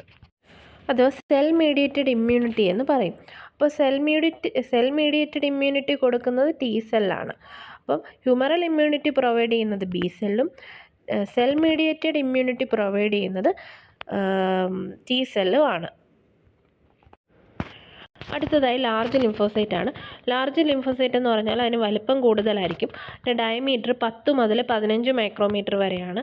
ഇതിൻ്റെ ന്യൂക്ലിയസ് എന്ന് പറഞ്ഞു കഴിഞ്ഞാൽ ലാർജ് ലിംഫോസൈറ്റിൽ കുറവായിരിക്കും. അതായത് അവിടെ സൈറ്റോപ്ലാസം ആയിരിക്കും കൂടുതലായിട്ട് കാണപ്പെടുന്നത്. പക്ഷേ സ്മോൾ ലിംഫോസൈറ്റിനെ അപേക്ഷിച്ച് സ്മോൾ ലിംഫോസൈറ്റിൽ എന്താണ് സംഭവിക്കുന്നത്? സ്മോൾ ലിംഫോസൈറ്റിൽ ന്യൂക്ലിയസ് വലിപ്പമുള്ളതാണ്. അതേസമയം ലാർജിൽ ന്യൂക്ലിയസിൻ്റെ അവിടെ വലിപ്പം കുറവായിട്ടാണ് കാണപ്പെടുന്നത്. കാരണം അത്രയും ഏരിയ സൈറ്റോപ്ലാസമാണ് ഒക്യുപ്പൈ ചെയ്യുക. ഇനിയും അത് പല ടൈപ്പുണ്ട്. ലാർജ് ലിംഫോസൈറ്റ് പല ടൈപ്പുണ്ട്. നാച്ചുറൽ കില്ലർ സെൽ, അതായത് NK സെൽ എന്ന് പറയുന്നു. അപ്പോൾ NK സെൽ എന്താണ് ചെയ്യുന്നത്? ഇൻഫെക്റ്റഡ് വൈറസസിനെ, ക്യാൻസർ സെല്ല് പോലുള്ളവയൊക്കെ അതിനെ ഡിസ്ട്രോയ് ചെയ്യുന്നത് ഈ ലാർജ് ലിംഫോസൈറ്റിലെ ഒരു ടൈപ്പായ NK സെൽ അഥവാ നാച്ചുറൽ കില്ലർ സെല്ലാണ്. അതുകൂടാതെ ഈ ലാർജ് ലിംഫോസൈറ്റ് എന്ത് ചെയ്യുന്നു? സ്മോൾ ലിംഫോസൈറ്റിന് ടൈപ്പായ B അല്ലെങ്കിൽ T സെൽസിനെ ആക്ടിവേറ്റ് ചെയ്യുന്നതും ഈ ലാർജ് ലിംഫോസൈറ്റ് ആണ്. ഇത് കൊടുക്കുന്നത് എന്താണ്? ഇന്നേറ്റ് ഇമ്മ്യൂണിറ്റിയാണ് കൊടുക്കുന്നത്. അപ്പോൾ NK സെൽസ് ആണ് ഇതിന് പ്രധാനമായിട്ടും അത് റെസ്പോൺസിബിളായിട്ടുള്ളത്. അപ്പോൾ ഇന്നേറ്റ് ഇമ്മ്യൂണിറ്റി പ്രൊവൈഡ് ചെയ്യുന്നതാണ് ലാർജ് ലിംഫോസൈറ്റ് അഥവാ NK സെല്ല് ചെയ്യുന്നത്. നമ്മൾ humoral immunity, cell mediated immunity, innate immunity എന്നൊക്കെ പറഞ്ഞു. അപ്പോൾ ഇമ്മ്യൂണിറ്റിയിൽ സാധാരണ ചെയ്യുന്നതെല്ലാം തന്നെ അതെന്താണ്? ഡിഫെൻസ് മെക്കാനിസമാണ്. അത് ഇമ്മ്യൂണിറ്റി പ്രൊവൈഡ് ചെയ്യുക തന്നെയാണ് ചെയ്യുന്നത്. പക്ഷേ ഇന്നേറ്റ് ഇമ്മ്യൂണിറ്റിയിലൊരു പ്രത്യേകത എന്ന് പറഞ്ഞു കഴിഞ്ഞാൽ ബർത്തിലെ ജനിക്കുമ്പോൾ തന്നെ ഒരു ഡിഫെൻസ് കൊടുത്ത് അങ്ങനെയുള്ളൊരു ഇമ്മ്യൂണിറ്റിയാണ് ഇന്നേറ്റ് ഇമ്മ്യൂണിറ്റി എന്ന് പറയുന്നത്. അത് ഫസ്റ്റ് ലൈൻ ഡിഫെൻസ് എന്നാണ് ഇന്നേറ്റ് ഇമ്മ്യൂണിറ്റി അറിയപ്പെടുന്നത്. നാച്ചുറൽ കില്ലർ സെല്ല് അതൊരു NK സെല്ലെന്ന് പറഞ്ഞു കഴിഞ്ഞാൽ അതൊരു ഇന്നേറ്റ് ഇമ്മ്യൂണിറ്റി പ്രൊവൈഡ് ചെയ്യുന്നതാണ്. അതേസമയം സെൽ മീഡിയേറ്റഡ് ഇമ്മ്യൂണിറ്റി പ്രൊവൈഡ് ചെയ്യുന്നത് T സെൽസ് ആണ്. അതായത് തൈമസ് ആണ് അത് പ്രൊഡ്യൂസ് ചെയ്യുന്നത്. അപ്പം T സെൽസ് എന്ന് പറഞ്ഞു കഴിഞ്ഞാൽ സൈറ്റോടോക്സിക് അല്ലെങ്കിൽ ഹെൽപ്പർ T സെൽസ് എന്നൊക്കെ പറയും. അത് മീഡിയേറ്റ് ചെയ്യുന്ന T സെൽസ് ആണ്. സെൽ മീഡിയേറ്റഡ് ഇമ്മ്യൂണിറ്റി മീഡിയേറ്റ് ചെയ്യുന്ന T സെല്ലാണ്. അതിലെ പ്രധാനമായിട്ടും cytotoxic T cell, helper T cell എന്ന് പറയുന്ന T സെൽസ് ആണ് സെൽ മീഡിയേറ്റഡ് ഇമ്മ്യൂണിറ്റി കൊടുക്കുന്നത്. അടുത്തത് ഹ്യൂമറൽ ഇമ്മ്യൂണിറ്റി എന്ന് പറഞ്ഞാൽ ആൻറ്റിബോഡി പ്രൊഡ്യൂസ് ചെയ്യുന്നത്. അതായത് ഒരു പതോജൻ വരുമ്പോൾ അതിനെതിരെ ആൻറ്റിബോഡി പ്രൊഡ്യൂസ് ചെയ്ത പതോജനെ കൊല്ലുന്നതാണ് ഹ്യൂമറൽ ഇമ്മ്യൂണിറ്റി ചെയ്യുന്നത്. അത് B സെൽസുമാണ് ചെയ്യുന്നത്. അപ്പോൾ ഈ ഒരു ഇമ്മ്യൂണിറ്റിയുടെ ബേസിസിലും ക്വസ്റ്റ്യൻസ് ചോദിക്കാൻ സാധ്യതയുണ്ട്. ഹ്യൂമറൽ ഇമ്മ്യൂണിറ്റി മീഡിയേറ്റ് ചെയ്യുന്നത് B സെൽസും അതുപോലെ തന്നെ സെൽ മീഡിയേറ്റഡ് അഥവാ അഡാപ്റ്റീവ് ഇമ്മ്യൂണിറ്റി മീഡിയേറ്റ് ചെയ്യുന്നത് T സെൽസുമാണ്. അപ്പോൾ T സെൽസിലെ ഹെൽപ്പർ T സെല്ല് അതുപോലെ തന്നെ സൈറ്റോടോക്സിക് T സെൽസ് എന്നൊക്കെ പറയും. ഇന്നേറ്റ് ഇമ്മ്യൂണിറ്റി മീഡിയേറ്റ് ചെയ്യുന്നത് NK സെൽസ് ആണ്. നാച്ചുറൽ കില്ലർ സെൽസ് ആണ് ഇന്നേറ്റ് ഇമ്മ്യൂണിറ്റി മീഡിയേറ്റ് ചെയ്യുന്നത്. അപ്പോൾ ഇതെല്ലാം തന്നെ ഏതിൻ്റെ വകഭേദമാണ്? ലിംഫോസൈറ്റിൻ്റെ വകഭേദം. അപ്പോൾ അടുത്തത് ഗ്രാനുലോസൈറ്റിലെ മോണോസൈറ്റിനെ പറ്റിയാണ് പറയുന്നത്. മോണോസൈറ്റ് എന്ന് പറഞ്ഞു കഴിഞ്ഞാൽ നമ്മുടെ WBCയുടെ 2 മുതൽ 8% മോണോസൈറ്റ് എന്ന് പറഞ്ഞാൽ. അപ്പോൾ WBCയിലെ ഏറ്റവും വലിയ സെല്ലാണ് ഏത്? മോണോസൈറ്റ് എന്ന് പറഞ്ഞു കഴിഞ്ഞാൽ. അപ്പോൾ ഏറ്റവും വലിയ സെല്ലാണ്, ലാർജസ്റ്റ് WBC സെൽ ഏതാണെന്ന് ചോദിച്ചു കഴിഞ്ഞാൽ മോണോസൈറ്റ് ആണ്. അതുപോലെ തന്നെ ഇതിൻ്റെ ന്യൂക്ലിയസിന് കിഡ്നി ഷേപ്പ്ഡ് ആയിട്ടുള്ള ന്യൂക്ലിയസ് ആണ്. കിഡ്നിയുടെ ഷേപ്പ് അല്ലെങ്കിൽ ഹോഴ്സ് ഷൂ ഷേപ്പ് ന്യൂക്ലിയസ് എന്നും ഈ ഒരു മോണോസൈറ്റിന് അറിയപ്പെടുന്നുണ്ട്. അപ്പോൾ ഇതിൻ്റെ ഒരു ഡയമീറ്റർ, അതായത് WBCയിൽ ഏറ്റവും വലുതാണെന്ന് പറഞ്ഞു. അപ്പോൾ തന്നെ ഒരു 12 മുതൽ 17 മൈക്രോമീറ്റർ ഡയമീറ്റർ ആയിരിക്കും ഈ മോണോസൈറ്റിൻ്റെ സൈസ് എന്ന് പറഞ്ഞാൽ. അപ്പോൾ അതിൻ്റെ ന്യൂക്ലിയസിൻ്റെ പ്രത്യേകതയാണ് കിഡ്നി ഷേപ്പ്ഡ് ന്യൂക്ലിയസ് എന്ന് പറയുന്നത്. അപ്പോൾ ഇത് ബ്ലഡിലൂടെ സർക്കുലേറ്റ് ചെയ്ത് പോകുന്നു ടിഷ്യൂസിലോട്ടൊക്കെ. എന്തെങ്കിലും ഒരു പതോജൻ വരുമ്പോൾ അതിനെതിരെയാണ് മോണോസൈറ്റ് ഇത് ചെയ്യുന്നു. അപ്പോൾ അങ്ങനെ ഇത് മൈഗ്രേറ്റ് ചെയ്ത് ടിഷ്യൂസിലെത്തുമ്പോൾ അതിനെ നമ്മൾ മാക്രോഫേജസ് എന്നാണ് പറയുന്നത്. മാക്രോഫേജസ് അല്ലെങ്കിൽ ഡെൻഡ്രൈറ്റിക് സെൽസ് എന്നാണ് പറയുന്നത്. ഇതിൻ്റെ ഫംഗ്ഷനും എല്ലാ WBC സെല്ലിനെ പോലെ തന്നെ ഫാഗോസൈറ്റിസിസ് ആണ്. പതോജനെയും ഡെഡ് സെൽസിനെയൊക്കെ എൻഗൾഫ് ചെയ്ത് വിഴുങ്ങി നശിപ്പിക്കുന്നതാണ് മോണോസൈറ്റ് ചെയ്യുന്നത്. ഇത് കൂടാതെ നമ്മൾ മോണോസൈറ്റിനെ സ്കാവഞ്ചർ സെല്ലെന്നും പറയുന്നു. സ്കാവഞ്ചർ എന്ന് പറഞ്ഞു കഴിഞ്ഞാൽ എന്താണ്? വിഴുങ്ങി നശിപ്പിക്കുക എന്നുള്ള ഒരർത്ഥം തന്നെയാണ് സ്കാവഞ്ചർ സെല്ലെന്ന് പറയുന്നത്. അപ്പോൾ നമ്മൾ WBC cell, granulocyte, neutrophil, ഈസ്നോഫില്, basophil പറഞ്ഞു. അതിൽ ന്യൂട്രോഫിലിനകത്ത് വരുന്ന പ്രധാന പോയിൻ്റ് എന്ന് പറഞ്ഞു കഴിഞ്ഞാൽ മൾട്ടി ലോബ്ഡ് ന്യൂക്ലിയസ് ഉള്ളവയാണ്. അതായത് പോളിമോർഫോ ന്യൂക്ലിയർ ലൂക്കോസൈറ്റ് ഏതാണെന്ന് ചോദിച്ചാൽ അത് ന്യൂട്രോഫിലാണ്. അതുപോലെ തന്നെ അതിൻ്റെ കളർ ഇമ്പോർട്ടൻ്റ് ആണ്. ലീഷ്മാൻ സ്റ്റെയിൻ ചെയ്യുമ്പോഴുള്ള ന്യൂക്ലിയസിൻ്റെയും ഗ്രാനൂൾസിൻ്റെയും എല്ലാം കളർ ഇമ്പോർട്ടൻ്റ് ആണ്. അതുപോലെ തന്നെ ഈസ്നോഫിൽ എന്ന് പറഞ്ഞാൽ പാരസൈറ്റിക് ഇൻഫെക്ഷനിൽ അല്ലെങ്കിൽ അലർജിക് റിയാക്ഷനിലൊക്കെ ഈസ്നോഫിൽസ് കൂടുതലായിട്ട് കാണപ്പെടും. അല്ലെങ്കിൽ ആൻറ്റി ഹിസ്റ്റമിൻ പ്രോപ്പർട്ടി ഉണ്ട്. ഹിസ്റ്റമിൻ എന്ന് പറയുന്നത് അലർജിക് റിയാക്ഷനിൽ കൂടുന്ന ഒരു കെമിക്കലാണ്. അപ്പോൾ ആ ഒരു ആൻറ്റി ഹിസ്റ്റമിൻ പ്രോപ്പർട്ടി ഉള്ളത് ഈസ്നോഫിൽസിനാണ്. ഹിസ്റ്റമിൻ എന്ന് പറഞ്ഞാൽ അലർജി ഉള്ളപ്പോഴാണ് ഹിസ്റ്റമിൻ പ്രൊഡ്യൂസ് ചെയ്യുന്നത്. അപ്പോൾ അതിനെതിരായിട്ടുള്ളതാണ് ആൻറ്റി ഹിസ്റ്റമിൻ എന്ന് വെച്ചാൽ. അപ്പോൾ ആൻറ്റി ഹിസ്റ്റമിൻ പ്രോപ്പർട്ടി ഉള്ള ഏതാണെന്ന് ചോദിച്ചു കഴിഞ്ഞാൽ ഈസ്നോഫിലാണ്. ഹെപ്പാരിൻ പ്രൊഡ്യൂസ് ചെയ്യുന്നത് ഏത് സെല്ലാന്ന് ചോദിച്ചാൽ ബേസോഫിലാണ്. അത് ബേസോഫില്ലിൽ ഹിസ്റ്റമിനും ഉണ്ട്, ചെറിയ അളവിൽ ഹെപ്പാരിനും ഉണ്ട്. അതിൽ പ്രധാനമായിട്ട് ഹെപ്പാരിൻ ആയിരിക്കും ചോദിക്കാൻ സാധ്യതയുള്ളത്. എഗ്രാനുലോസൈറ്റ് വരുന്നവയാണ് ലിംഫോസൈറ്റും മോണോസൈറ്റും. ലിംഫോസൈറ്റിൽ ഏതൊക്കെ ഹ്യൂമറൽ ഇമ്മ്യൂണിറ്റി കൊടുക്കുന്നത് എ സെല്ലാണ്, ബി സെല്ല്. അതുപോലെ തന്നെ സെൽ മീഡിയേറ്റഡ് ഇമ്മ്യൂണിറ്റി കൊടുക്കുന്നത് ടി സെല്ല്. ഇന്നേറ്റ് ഇമ്മ്യൂണിറ്റി കൊടുക്കുന്നത് നാച്ചുറൽ കില്ലർ സെല്ല്. പിന്നെ മോണോസൈറ്റിൽ സ്കാവഞ്ചറായിട്ട് ആക്ട് ചെയ്യുന്നതാണ് അതിൻ്റെ ഒരു പോയിൻ്റ് എന്ന് പറഞ്ഞു കഴിഞ്ഞാൽ കിഡ്നി ഷേപ്പിലുള്ള ന്യൂക്ലിയസ് ആയിരിക്കും മോണോസൈറ്റ് എന്ന് പറഞ്ഞാൽ. സ്പെക്ടക്കിൾ ഷേപ്പിലുള്ളത് ഈസ്നോഫിലും ആണ്. ന്യൂക്ലിയസിന് സ്പെക്ടക്കിൾ ഷേപ്പുള്ളത് ഈസ്നോഫിലും ആണ്. ഇനി ഈ ഓരോ സെല്ലുകളും കൂടുന്നതും കുറയുന്നതുമായിട്ടുള്ള കണ്ടീഷനുണ്ട്. അതായത് നമ്മളിപ്പോൾ WBC നമ്മൾ ലൂക്കോസൈറ്റ് എന്നാണ് പറയുന്നത് അല്ലേ. അപ്പോൾ ഈ ലൂക്കോസൈറ്റ് WBC കൗണ്ട് കൂടുന്നതിനെ ലൂക്കോസൈറ്റോസിസ് എന്ന് പറയുന്നു. സൈറ്റോസിസ് എന്ന് വെച്ച് കഴിഞ്ഞാൽ കൂടുന്നതെന്നാണ് അർത്ഥം. അതേസമയം WBC കൗണ്ട് കുറയുന്നതിനെ ലൂക്കോസൈറ്റോപീനിയ എന്നും പറയുന്നു. ലൂക്കോസൈറ്റോപീനിയ. അപ്പം പീനിയ മീൻസ് കുറയുക. WBCയുടെ കൗണ്ട് കുറയുന്നതിനെയാണ് പീനിയ എന്ന് പറയുന്നത്. അപ്പോൾ ലൂക്കോസൈറ്റോസിസ് കൂടുന്നതും ലൂക്കോസൈറ്റോപീനിയ കുറയുന്നതുമാണ്. ഇനിയും ഈ ഓരോ സെല്ലുകളും WBCയിലെ ഗ്രാനുലോസൈറ്റിൽ പെടുന്നവയും എഗ്രാനുലോസൈറ്റിൽ പെടുന്നവയുമായുള്ള ന്യൂട്രോഫിൽ, ഈസ്നോഫിൽ ഇവയെല്ലാം കൂടുന്നതും കുറയുന്നതുമായിട്ടുള്ള കണ്ടീഷൻസ് പറയാം. ഈ WBCയെ പറ്റി ഡീറ്റെയിൽ ആയിട്ട് എൻ്റെ ആ ഒരു ഫോർമേഷനും ഡീറ്റെയിൽഡായിട്ട് ഒരുപാട് പഠിക്കാനുണ്ട്. ഇത് ജസ്റ്റ് ബ്ലഡിൻ്റെ കോമ്പോസിഷനാണ്. അപ്പം അതിനകത്ത് ന്യൂട്രോഫിൽ കൂടുകയാണെങ്കിൽ ന്യൂട്രോഫീലിയ എന്ന് പറയുന്നു. അതേസമയം ന്യൂട്രോഫിൽ കുറയുകയാണെങ്കിൽ പീനിയ എന്ന് പറയും. ന്യൂട്രോപീനിയ. അപ്പോൾ ഫീലിയ എന്ന് പറഞ്ഞു കഴിഞ്ഞാൽ കൂടുന്നതെന്നാണ് അർത്ഥം. ഫീലിയ മീൻസ് കൂടുന്നത്, പീനിയ മീൻസ് കുറയുന്നത്. അപ്പോൾ ന്യൂട്രോഫീലിയ എന്ന് പറഞ്ഞാൽ ന്യൂട്രോഫിലിൻ്റെ അളവ് കൂടുന്നത്, ന്യൂട്രോപീനിയ എന്ന് പറഞ്ഞു കഴിഞ്ഞാൽ ന്യൂട്രോഫിലിൻ്റെ അളവ് കുറയുന്നത്. അതുപോലെ തന്നെ ഈസ്നോഫിൽ കൂടുന്നതിനെ ഈസ്നോഫീലിയ എന്നും കുറയുന്നതിന് ഈസ്നോപീനിയ എന്നും പറയുന്നു. അതുപോലെ തന്നെ ബേസോഫിൽ ആണെങ്കിൽ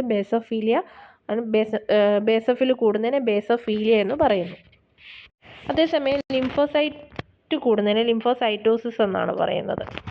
അത് കുറയുന്നതിനെ ലിംഫോസൈറ്റോപീനിയ എന്നും. മോണോസൈറ്റോസിസ്, കുറയുന്നതിനെ മോണോസൈറ്റോപീനിയ. ഇതിൽ ഫോംഡ് എലമെൻറ്റ്സിൽ ലാസ്റ്റ് വരുന്ന സെല്ലാണ് പ്ലേറ്റ്ലെറ്റ് എന്ന് പറയുന്നത്. അപ്പോൾ ഫോംഡ് എലമെൻറ്റ്സിൽ RBC, WBC, പ്ലേറ്റ്ലെറ്റ് ഉണ്ടെന്ന് പറഞ്ഞു. അതിൽ RBCയും WBCയെ പറ്റി ഞാൻ പറഞ്ഞു. ഇനി ലാസ്റ്റ് വരുന്ന സെല്ലാണ് പ്ലേറ്റ്ലെറ്റ് എന്ന് പറയുന്നത്. അപ്പോൾ പ്ലേറ്റ്ലെറ്റ് എന്ന് പറയുന്നത് ഇങ്ങനെ ഡോട്ട് പോലെ കാണപ്പെടുന്ന ആ ഒരു സെല്ലാണ് പ്ലേറ്റ്ലെറ്റ് എന്ന് പറയുന്നത്. അപ്പോൾ ഇതിൻ്റെ പ്രത്യേകത എന്ന് പറഞ്ഞാൽ ഇത് ചെറുതായിരിക്കും, ഡിസ്ക് ഷേപ്പിലുള്ള സെല്ലായിരിക്കും, സെൽ ഫ്രാഗ്മെൻറ്റ്സ് ആയിരിക്കും. അതായത് സെൽ ഫ്രാഗ്മെൻറ്റ്സ് എന്ന് പറഞ്ഞു കഴിഞ്ഞാൽ ഒരു സെല്ലിൻ്റെ ഫ്രാഗ്മെൻറ്റ്സ്, അതായത് ഇതിൻ്റെ പ്രിക്കസർ സെല്ല്, മുൻഗാമി എന്ന് പറയുന്നത് മെഗാ കാരിയോസൈറ്റ് ആയിരിക്കും. അപ്പം മെഗാ കാരിയോസൈറ്റ് എന്ന് പറഞ്ഞു കഴിഞ്ഞാൽ നോർമൽ പ്ലേറ്റ്ലെറ്റിനെ അപേക്ഷിച്ച് ഇച്ചിരി വലിപ്പമുള്ള സെല്ലായിരിക്കും. അപ്പോൾ ഈ മെഗാ കാരിയോസൈറ്റിൻ്റെ ആ ഒരു സെല്ലിൻ്റെ ഫ്രാഗ്മെൻറ്റ്സ് ആണ് ഈ ശരിക്കും പ്ലേറ്റ്ലെറ്റ് എന്ന് പറയുന്നത്. അത് മെച്ചുറായിട്ടുണ്ടാവുന്നതാണ് പ്ലേറ്റ്ലെറ്റ്. സെൽ ഫ്രാഗ്മെൻറ്റ്സ് ആണ് പ്ലേറ്റ്ലെറ്റ്. ഇത് കൂടാതെ ഈ പ്ലേറ്റ്ലെറ്റ് ബ്ലഡ് ക്ലോട്ടിങ്ങിന് ഒരു പ്രധാന പങ്ക് വഹിക്കുന്നു. അതായത് നമ്മുടെ ശരീരത്തിൽ എന്തെങ്കിലും തരത്തിലുള്ള മുറിവ് സംഭവിക്കുമ്പോൾ അവിടേക്ക് ഈ ഒരു പ്ലേറ്റ്ലെറ്റ് വന്ന് അഡ്ഹിയർ ചെയ്യുകയും അങ്ങനെ ആ ഒരു മുറിവ് ഹീൽ ചെയ്യുകയും ചെയ്യുന്നു, മുറിവ് ഉണക്കുകയും ചെയ്യുന്നു. അതാണ് പ്ലേറ്റ്ലെറ്റ് ചെയ്യുന്നത്. അപ്പോൾ പ്ലേറ്റ്ലെറ്റ് കൂടാതെ ക്ലോട്ടിങ് ഫാക്ടേഴ്സ് ഒക്കെ ഉണ്ട്. അതുകൂടെ വന്നിട്ടാണ് ഈ ഒരു വൂണ്ട് ഹീലാക്കുന്നത്, ആ ക്ലോട്ട് ആക്കി വൂണ്ട് ഹീലാക്കുന്നത്. പക്ഷേ ബ്ലഡ് ക്ലോട്ടിങ്ങിന് ഹെൽപ്പ് ചെയ്യുന്ന ഒരു സെല്ലാണ് പ്ലേറ്റ്ലെറ്റ് എന്ന് പറയുന്നത്. അതിൻ്റെ പ്രധാന ഫങ്ഷൻ ബ്ലഡ് ക്ലോട്ടിംഗ് ആണ്. അതുപോലെ തന്നെ ഇത് പ്രൊഡ്യൂസ് ചെയ്യുന്നത് ബോൺ മാരോയിൽ നിന്നാണ്. ബോൺ മാരോയിലെ ഒരു പ്രിക്കോസർ സെല്ലായ, അതായത് ഏറ്റവും വലിയ ലാർജ് പ്രിക്കോസർ സെല്ലായ മെഗാ കാരിയോസൈറ്റ്, അതായത് പ്ലേലെറ്റിൻ്റെ പ്രിക്കോസർ ആരാന്ന് ചോദിച്ചാൽ മെഗാ കാരിയോസൈറ്റ് ആണ്. അപ്പം മെഗാ കാരിയോസൈറ്റിൽ നിന്നാണ് പ്ലേലെറ്റ് ആയിട്ട് രൂപാന്തരം പ്രാപിക്കുന്നത്. അപ്പം പ്ലേലെറ്റിൻ്റെ പ്രിക്കോസർ സെല്ലാണ് മെഗാ കാരിയോസൈറ്റ്. ഇതുണ്ടാകുന്നത് ബോൺ മാരോയിലുമാണ്. അതുപോലെ തന്നെ പ്ലേലെറ്റിൻ്റെ സൈസ് വളരെ ചെറുതാണ്. അപ്പോൾ അത് നമ്മൾ മൈക്രോസ്കോപ്പിൽ നോക്കുമ്പോൾ തന്നെ നമുക്ക് കൗണ്ട് ചെയ്തെടുക്കാം. ഒരു ഡിഫറൻഷ്യൽ കൗണ്ട് എടുക്കുമ്പോൾ ഇങ്ങനെ ആയിരിക്കും ആ ഒരു സ്ലൈഡ് കാണുന്നത്, അതിൻ്റെ ഫീൽഡ് എന്ന് പറഞ്ഞു കഴിഞ്ഞാൽ. ഈ ഒരു ഫീൽഡിൽ RBC കാണും. RBC എന്ന് പറഞ്ഞു കഴിഞ്ഞാൽ ഏറ്റവും കൂടുതൽ ആ ഒരു റെഡ് കളറിൽ, ആ ഒരു പേൽ പിങ്ക് കളറിൽ കാണപ്പെടുന്ന ആ ഒരു സെല്ലാണ് RBC എന്ന് പറയുന്നത്. ഈ ഒരു സെല്ലാണ് RBC എന്ന് പറയുന്നത്. അതേസമയം ഇങ്ങനെ ഡോട്ട് പോലെ പർപ്പിൾ കളറിൽ കാണപ്പെടുന്നതാണ് പ്ലേറ്റ്ലെറ്റ് എന്ന് പറയുന്നത്. WBCയും ഈ ഒരു ഫീൽഡിൽ തന്നെ കാണും. പക്ഷേ ഈ ഒരു ഇമേജിൽ WBC കാണിച്ചിട്ടില്ല.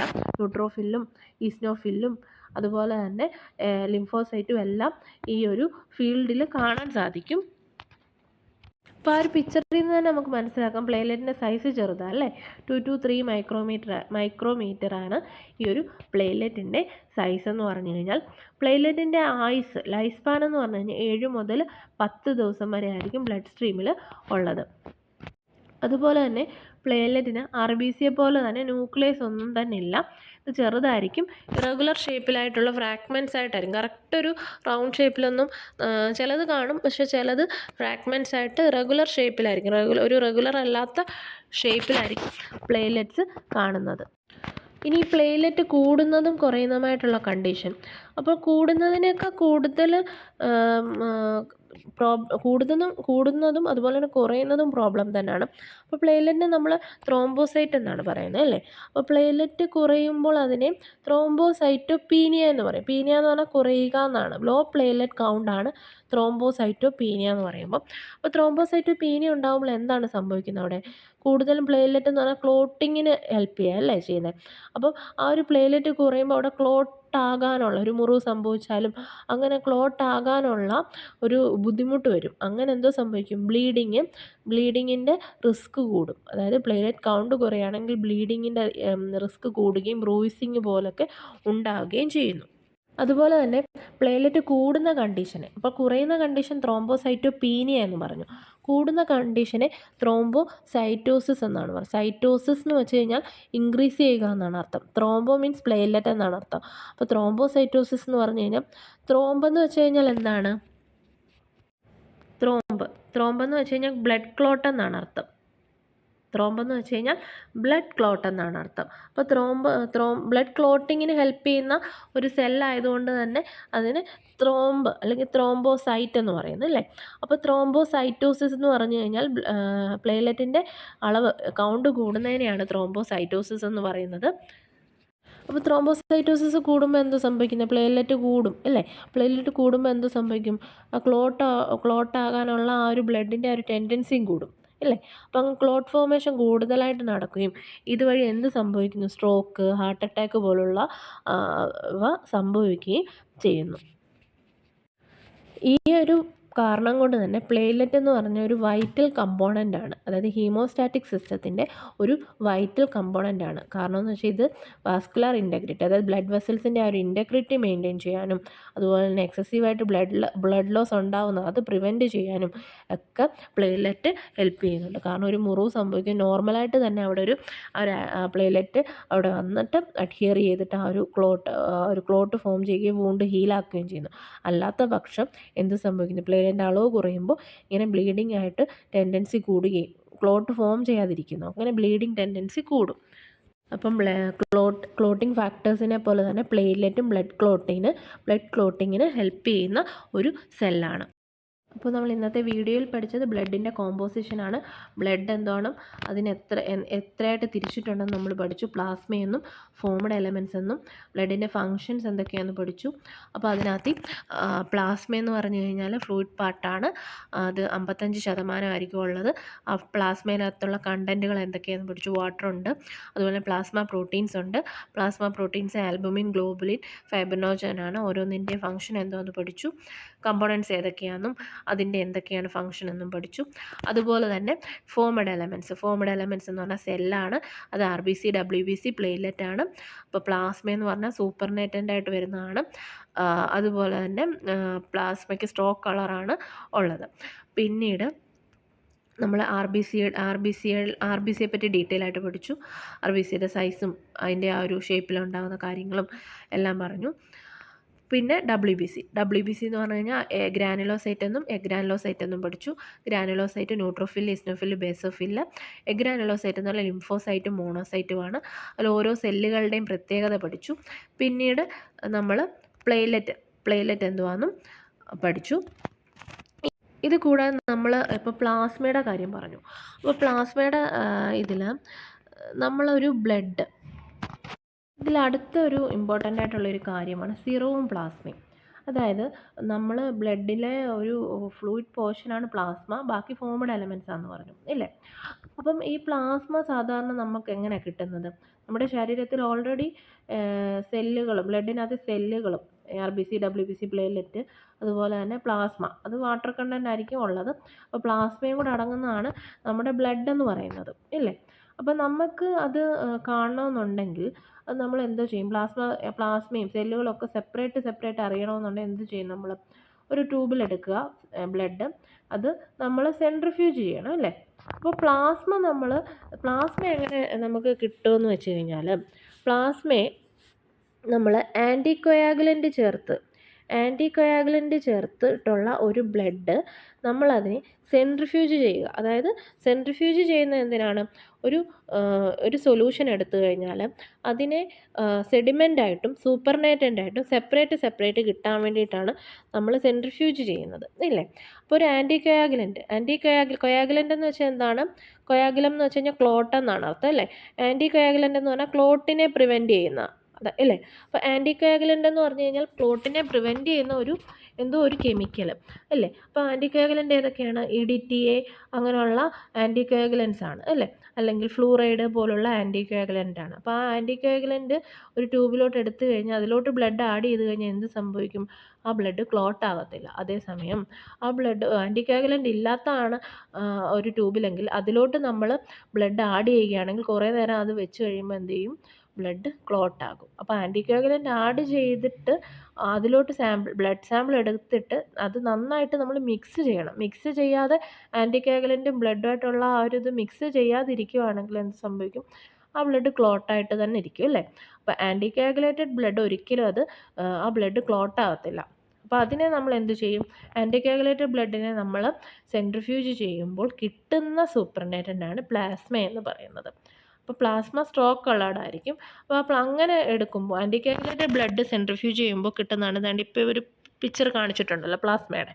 അപ്പോൾ അതിൽ ഏറ്റവും മുകളിൽ സൂപ്പർനേറ്റൻ്റ് ആയിട്ടുള്ളത് സ്ട്രോക്ക് കളേർഡ് ആയിട്ടുള്ള പ്ലാസ്മയും അതിന് തൊട്ട് താഴെയായിട്ടുള്ള ബഫി കോട്ട് എന്ന് പറയുന്ന ലെയറും ആയിരിക്കും. നമ്മളിവിടെ WBC എന്ന് കൊടുത്തേക്കുന്ന ബഫി കോട്ട് എന്ന് പറഞ്ഞ ലെയറാണ്.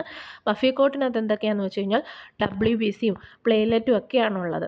ഈ ചില കേസുകളിൽ നമ്മൾ WBCയുടെ കൗണ്ടും പ്ലേറ്റ്ലെറ്റിൻ്റെ കൗണ്ടും ഒക്കെ ഒന്ന് കറക്റ്റായിട്ടൊന്ന് അറിയണമെന്നുണ്ടെങ്കിൽ ഈ ബഫി കോട്ട്, ഈ പ്ലാസ്മ അത് നമ്മളൊരു പാസ്റ്റർ പിപ്പറ്റ് വെച്ചിട്ടോ വല്ലോ അത് പ്ലാസ്മ എടുത്ത് കളഞ്ഞതിന് ശേഷം ഈ ബഫി കോട്ട് നമ്മൾ ആസ്പിറേറ്റ് ചെയ്തിട്ട് അത് സ്മിയർ പ്രിപ്പയർ ചെയ്ത് ലീഷ്മാൻ സ്റ്റെയിൻ ചെയ്തിട്ട് അതിനകത്തുള്ള WBCയുടെയും പ്ലേറ്റ്ലെറ്റിൻ്റെയൊക്കെ കൗണ്ട് നോക്കിക്കഴിഞ്ഞാൽ നമുക്ക് കറക്റ്റായിട്ട് അറിയാൻ സാധിക്കും എന്തുമാത്രം ഉണ്ടെന്ന്. കാരണം ആ ഒറ്റ ഒരു ലെയറിൽ മാത്രമായിരിക്കും വന്ന് കിടക്കുന്നത്. അല്ലാത്ത പക്ഷെ നമ്മൾ ഡയറക്റ്റ് ബ്ലഡ് സെൻട്രിഫ്യൂജ് ഒന്നും ചെയ്യാതെ നമ്മൾ അത് സ്മിയർ വരച്ചിട്ട് നോക്കുന്നുണ്ട്. ആൻറ്റിക്കൊയാഗുലേറ്റഡ് ആയിട്ടുള്ള ബ്ലഡ് EDTA എന്ന് പറഞ്ഞാൽ ആൻറ്റിക്കൊയാഗുലൻ്റ് ആഡ് ചെയ്ത ബ്ലഡായിരിക്കും നമ്മൾ ബ്ലഡിൻ്റെ കൗണ്ടിനും ഹീമോഗ്ലോബിൻ എസ്റ്റിമേഷനും എല്ലാത്തിനും നമ്മൾ യൂസ് ചെയ്യുന്നത്. അപ്പം ഇങ്ങനെ അത് ബഫി കോട്ടും പിന്നീട് താഴെയായിട്ട് ഏറ്റവും സെഡിമെൻ്റായിട്ട് വരുന്ന റെഡ് കളറിലുള്ള RBC എന്ന് പറഞ്ഞ സെല്ലും ആയിരിക്കും. അപ്പോൾ ആൻറ്റിക്കൊയാഗുലേറ്റഡ് ബ്ലഡ് സെൻട്രിഫ്യൂജ് ചെയ്യുമ്പോൾ കിട്ടുന്നത് പ്ലാസ്മയാണ്. അതിൻ്റെ സൂപ്പർനെറ്റ് എന്ന് പറയുന്നത് പ്ലാസ്മയാണ്. അതേസമയം ഒരു ട്യൂബിൽ ആൻറ്റിക്കൊയാഗുലൻ്റ് ഒന്നുമില്ലാതെ അതിലോട്ട് ബ്ലഡ് എടുക്കുമ്പോൾ എന്ത് സംഭവിക്കും? അത് കുറേ നേരം കഴിയുമ്പോൾ അത് ക്ലോട്ട് ആകും. അപ്പോൾ അതിനൊരു സിറമായിട്ട് മാറ്റണമെങ്കിൽ അതിനെ നമ്മൾ സെൻട്രിഫ്യൂജ് ചെയ്യണം. കുറേ നേരം ഇരുന്ന് കഴിയുമ്പോൾ സിറം തന്നെ ഫോം ആകും. എങ്കിൽ തന്നെയും പെട്ടെന്ന് അത് സെൻട്രിഫ്യൂജ് ആക്കുമ്പോൾ സിറമായിട്ട് സെപ്പറേറ്റ് ആകും. അപ്പോൾ സിറവും പ്ലാസ്മയും തമ്മിലുള്ള ഒരു മെയിൻ ഡിഫറൻസ് എന്ന് പറഞ്ഞു കഴിഞ്ഞാൽ ആൻറ്റികോഗുലൻ്റ് ഉള്ളത് പ്ലാസ്മയും ആൻറ്റികോഗുലൻ്റ് ഇല്ലാത്തത് സിറവുമാണ്. അപ്പം ഒന്നാമത്തെ ഡിഫറൻസ് എന്ന് പറഞ്ഞാൽ ആൻറ്റികോഗുലേറ്റഡ് ബ്ലഡിനെ സെൻട്രിഫ്യൂജ് ചെയ്യുമ്പോൾ കിട്ടുന്നത് പ്ലാസ്മയും ആൻറ്റികോഗുലൻ്റ് ഇല്ലാതെയുള്ള ഡയറക്റ്റ് ബ്ലഡ് സെൻട്രിഫ്യൂജ് ചെയ്യുമ്പോൾ കിട്ടുന്നത് സിറവുമാണ്. അപ്പോൾ ഈ സിറം സെപ്പറേറ്റ് ആവുന്ന കേസിൽ താഴെ ബ്ലഡ് ക്ലോട്ട് മാത്രമായിരിക്കും വരുന്നത്. അതേസമയം ആൻറ്റികോഗുലേറ്റഡ് ബ്ലഡ് സെൻട്രിഫ്യൂജ് ചെയ്യുമ്പോൾ അങ്ങനെയല്ല കിട്ടുന്നത്. ഏറ്റവും താഴെ RBCയും അതിന് മുകളിലായിട്ട് ബഫിക്കോട്ടിൽ WBCയും പ്ലേറ്റ്ലെറ്റും മാത്രമാണുള്ളത്. ഏറ്റവും മുകളിലായിട്ട് സൂപ്പർനേറ്റൻ്റായ പ്ലാസ്മയും കിട്ടുന്നു. അതേസമയം ആൻറ്റികോഗുലേറ്റൻ്റ് ഇല്ലാത്ത ബ്ലഡിനെ സെൻട്രിഫ്യൂജ് ചെയ്യുമ്പോൾ താഴെ ബ്ലഡ് ക്ലോട്ടും സിറവുമായിട്ടായിരിക്കും കിട്ടുന്നത്. പിന്നെ അതുകൂടാതെ ഒരു മെയിൻ ഡിഫറൻസ് എന്ന് പറഞ്ഞു കഴിഞ്ഞാൽ പ്ലാസ്മയും സിറവും തമ്മിലുള്ള മെയിൻ ഡിഫറൻസ് എന്ന് പറഞ്ഞു കഴിഞ്ഞാൽ പ്ലാസ്മയിൽ ഫൈബ്രിനോജൻ ഉണ്ട്. സിറത്തിലോ ഫൈബ്രിനോജൻ ഇല്ല.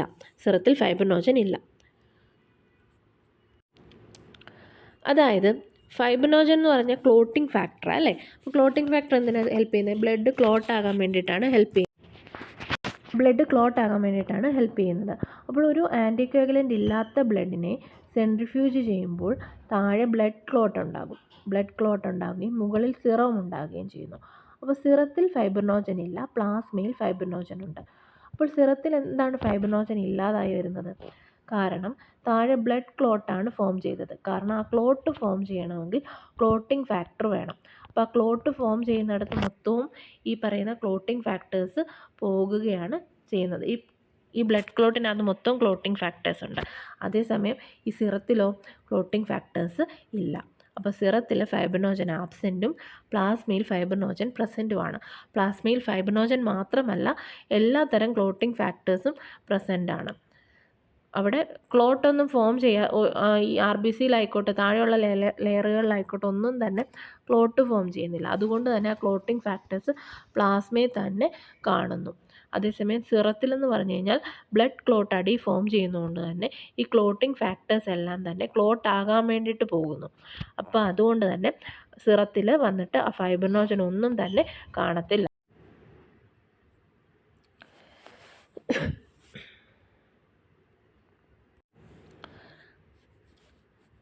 അപ്പോൾ പ്ലാസ്മയുടെയും സിറത്തിൻ്റെയും main difference plasma anticoagulated blood centrifuge ചെയ്യുമ്പോൾ കിട്ടുന്നതാണ്. സിറം അങ്ങനെയല്ല. പ്ലാസ്മയിൽ ഫൈബ്രിനോജനും ക്ലോട്ടിംഗ് ഫാക്ടേഴ്സും എല്ലാം തന്നെയുണ്ട്, സിറത്തിൽ അത് ഇല്ല. ഇത്രയും ഫൈബ്രിനോജൻ ഉള്ളത് ഏതിലാണെന്നും ഇല്ലാത്തത് ഏതിലാണെന്നും ഒക്കെ ക്വസ്റ്റ്യൻ ചോദിക്കാം. ഉള്ളത് പ്ലാസ്മയിലും ഇല്ലാത്തത് സിറത്തിലുമാണ്. അപ്പോൾ ഇന്നത്തെ വീഡിയോ എല്ലാവർക്കും ഉപകാരപ്രദമായിട്ടുണ്ടെങ്കിൽ എന്നെ തീർച്ചയായിട്ടും സപ്പോർട്ട് ചെയ്യണം. Thank you.